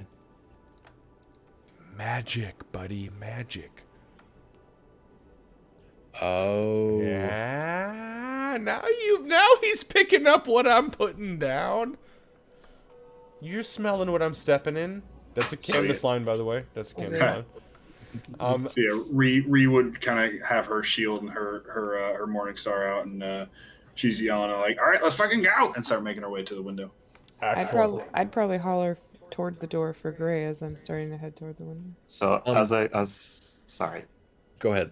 I was gonna say, as I peek through, I'm gonna cast message at Doc. Okay. And go, I'm gonna leave out the front. They don't appear to be here for me. Hope you all make it out. And he's gonna close the door and then walk away. Okay, on that note though, because message is a 2-way spell, you invocate your cantrip, and Doc, you hear the familiar whisper of Gray in your ears that says, I'm gonna make my way out the front. They don't seem to be here for me. Good luck. And you have the ability to reiterate what you want to him. Doc is gonna say, damn it, you fucking bard. Meet us outside of town if you decide you want to stay with us. And you hear clear as day, damn it, you meet us outside of town if you wanna meet with us. And then the spell ends, and you bolt right outside, and you hear one of the captains go, "Hey, move out the fucking way! Who are you?" Just to travel. I'm leaving now. Make a deception check for me, please. Because you are not just a traveler, you son of a bitch. That is fair. I know what you are. Yeah. Oh, I did not roll good. I rolled great. Ah, fuck me. He kind of, the guy in the front with the shield and the shield and the flail, he kind of looks at you and he goes, "All right, mate, on your way, get the fuck out of here. We got, town business." You're like, "Oh, you He's fucking gonna tip putz." his hat and leave. And you fucking bolt. What direction do you go?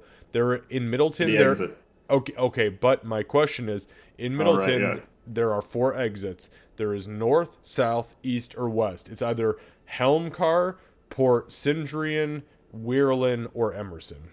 I don't think we ever specified. Closest, I guess, to the church would be the one to the north. towards North, Helmcar, right? south, east, or west, they all have the capital city's initials in their name. So Port Sindrian is to the south, Port Emerson is to the east, Port Weirlin is to the west, and Helmcar is to the north because dwarves have to be odd. Yeah, then he'll head north because I think that's the closer gate. Excellent. Yeah, and it is. As you bolt towards the north, you blow past the church and you glance out the side of your out of your periphery, and you see Doc climbing out a window, and you see Bofur already running through a courtyard, and you're like, "Haha, got those assholes." All right. He's gonna be like, "Thank God I didn't go in the church." I know we're about to call it, and I know we're going to be starting this with the ending thing. So, she would just ask, "Where's the little hunter?" To who?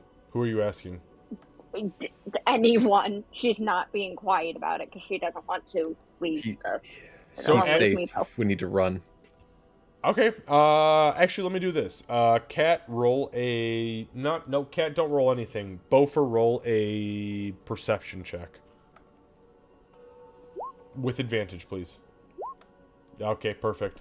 So the 16, you hear it. You hear her call it, and as you're climbing out the window, that this dwarf bannerman has just smashed a hole in and said, "Get through the fucking window, you dumbasses!" You are climbing out, and you hear her call this.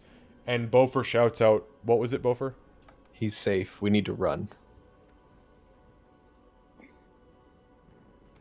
Cat, make an insight check. Okay.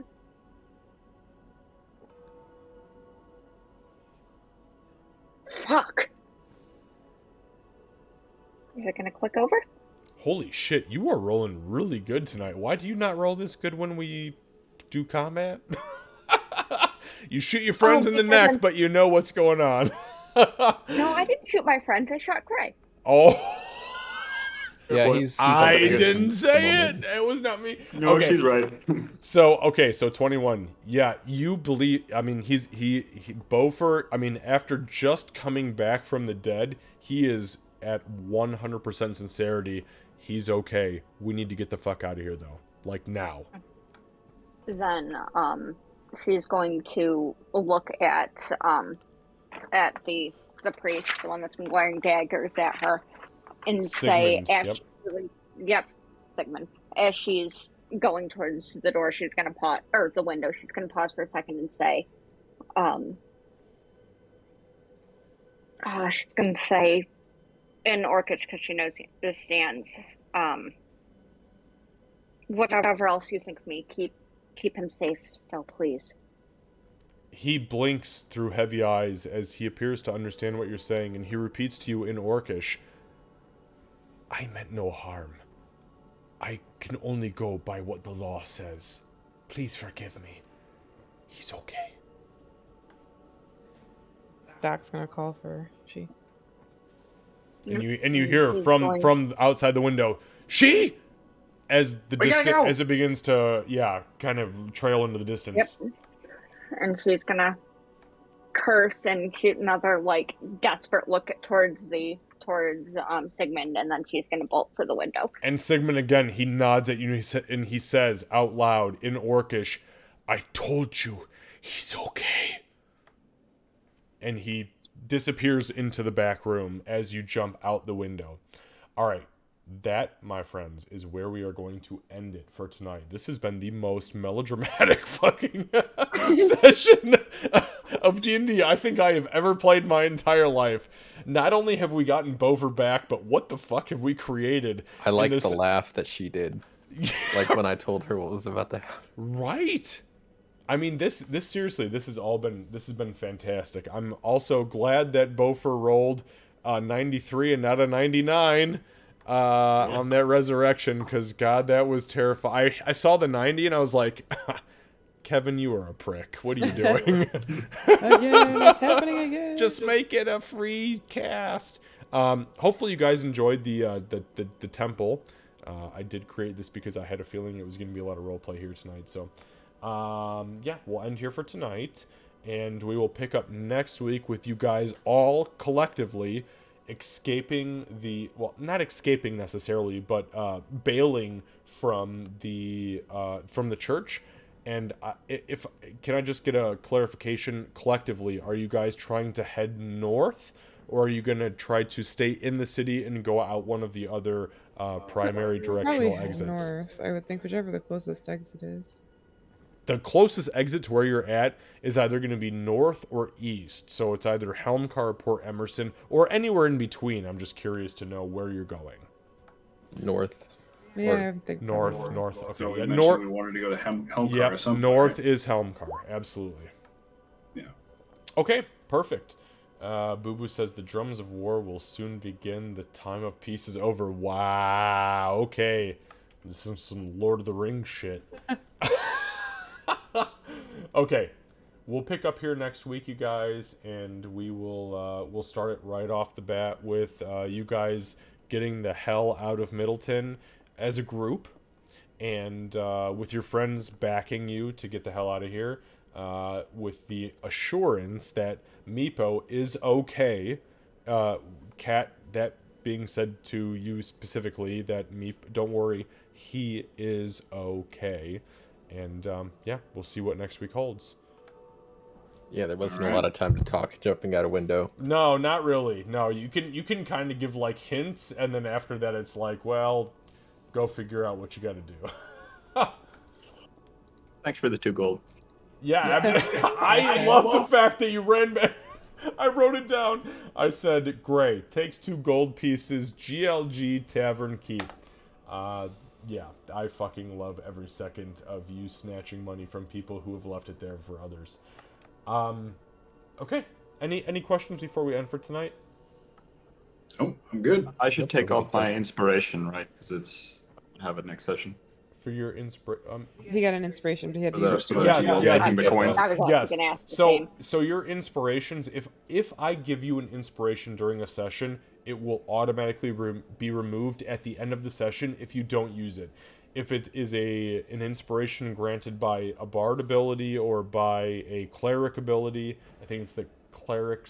Oh, what the hell is it? It's the circle. Or no, it's not a circle. It is a domain of song. I think they get the equivalent of what is a bard inspiration. Obviously we don't have that here, but yes, if you receive a bardic inspiration, it lasts for 10 minutes or whatever. If you receive a me inspiration, meaning the DM, it lasts for the entire session. So use it as soon as you can, and then after that it's gone. So at the end of the session. So it's gone. Got it. Yes. Okay. Unless he says something like last time. Unless I say something, yes, very specific, which is like, hey, just you get to keep it, period, end of story, until X, Y, or Z. Yeah. Or you can use it for next time's initiative. Correct. Yes, exactly. Yeah, you're right, because that is a very specific situation that we ran into the last time, so. All right, guys, let's end it here then. Thank you. This is, God, 22 sessions in. This is seriously one of the best campaigns I think I've ever been a part of, and it's all because your guys' roleplay.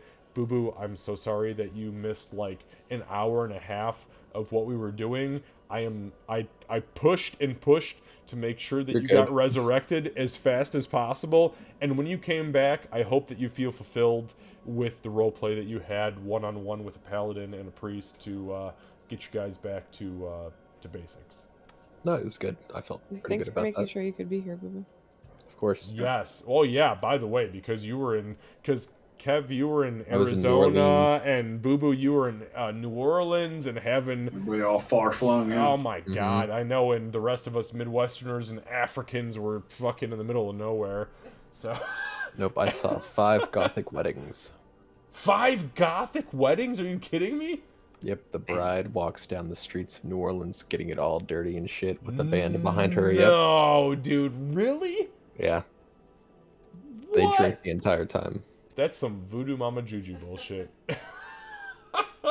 That's awesome. All right, guys, we'll see you next week. Take care of yourselves. Have a good week, and we'll be in touch. You too. All right. Bye, everybody. Thank you. Later. All right, guys. So what we're going to do is we are going to raid.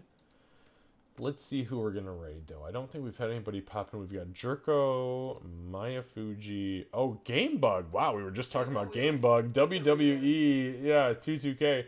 2K22. I don't know what that is. Fuji.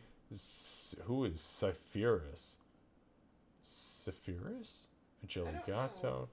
Cypherus. Candace. We used to watch this person. I don't know who it is, though. Excuse me. The cold brew.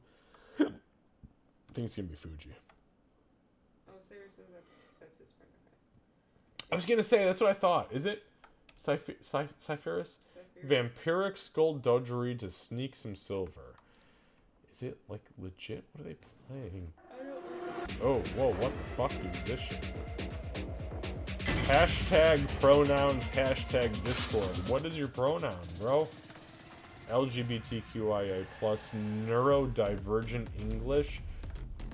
Actually, I don't know if I can do that. We're gonna do Fuji. It's Fuji. Alright. Here we go, guys. We're gonna raid Fuji Water. This is our man. I love Fuji Water. He's got a great artist, he's got a great team, and he's got us. And that's all that matters, right?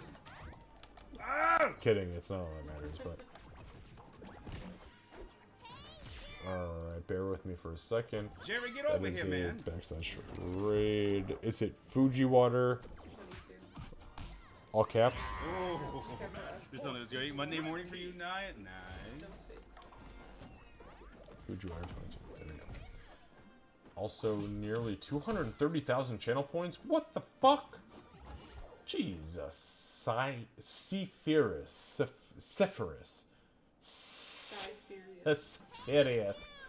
Alright, I only got 3 people watching tonight? Wow, that's really sad.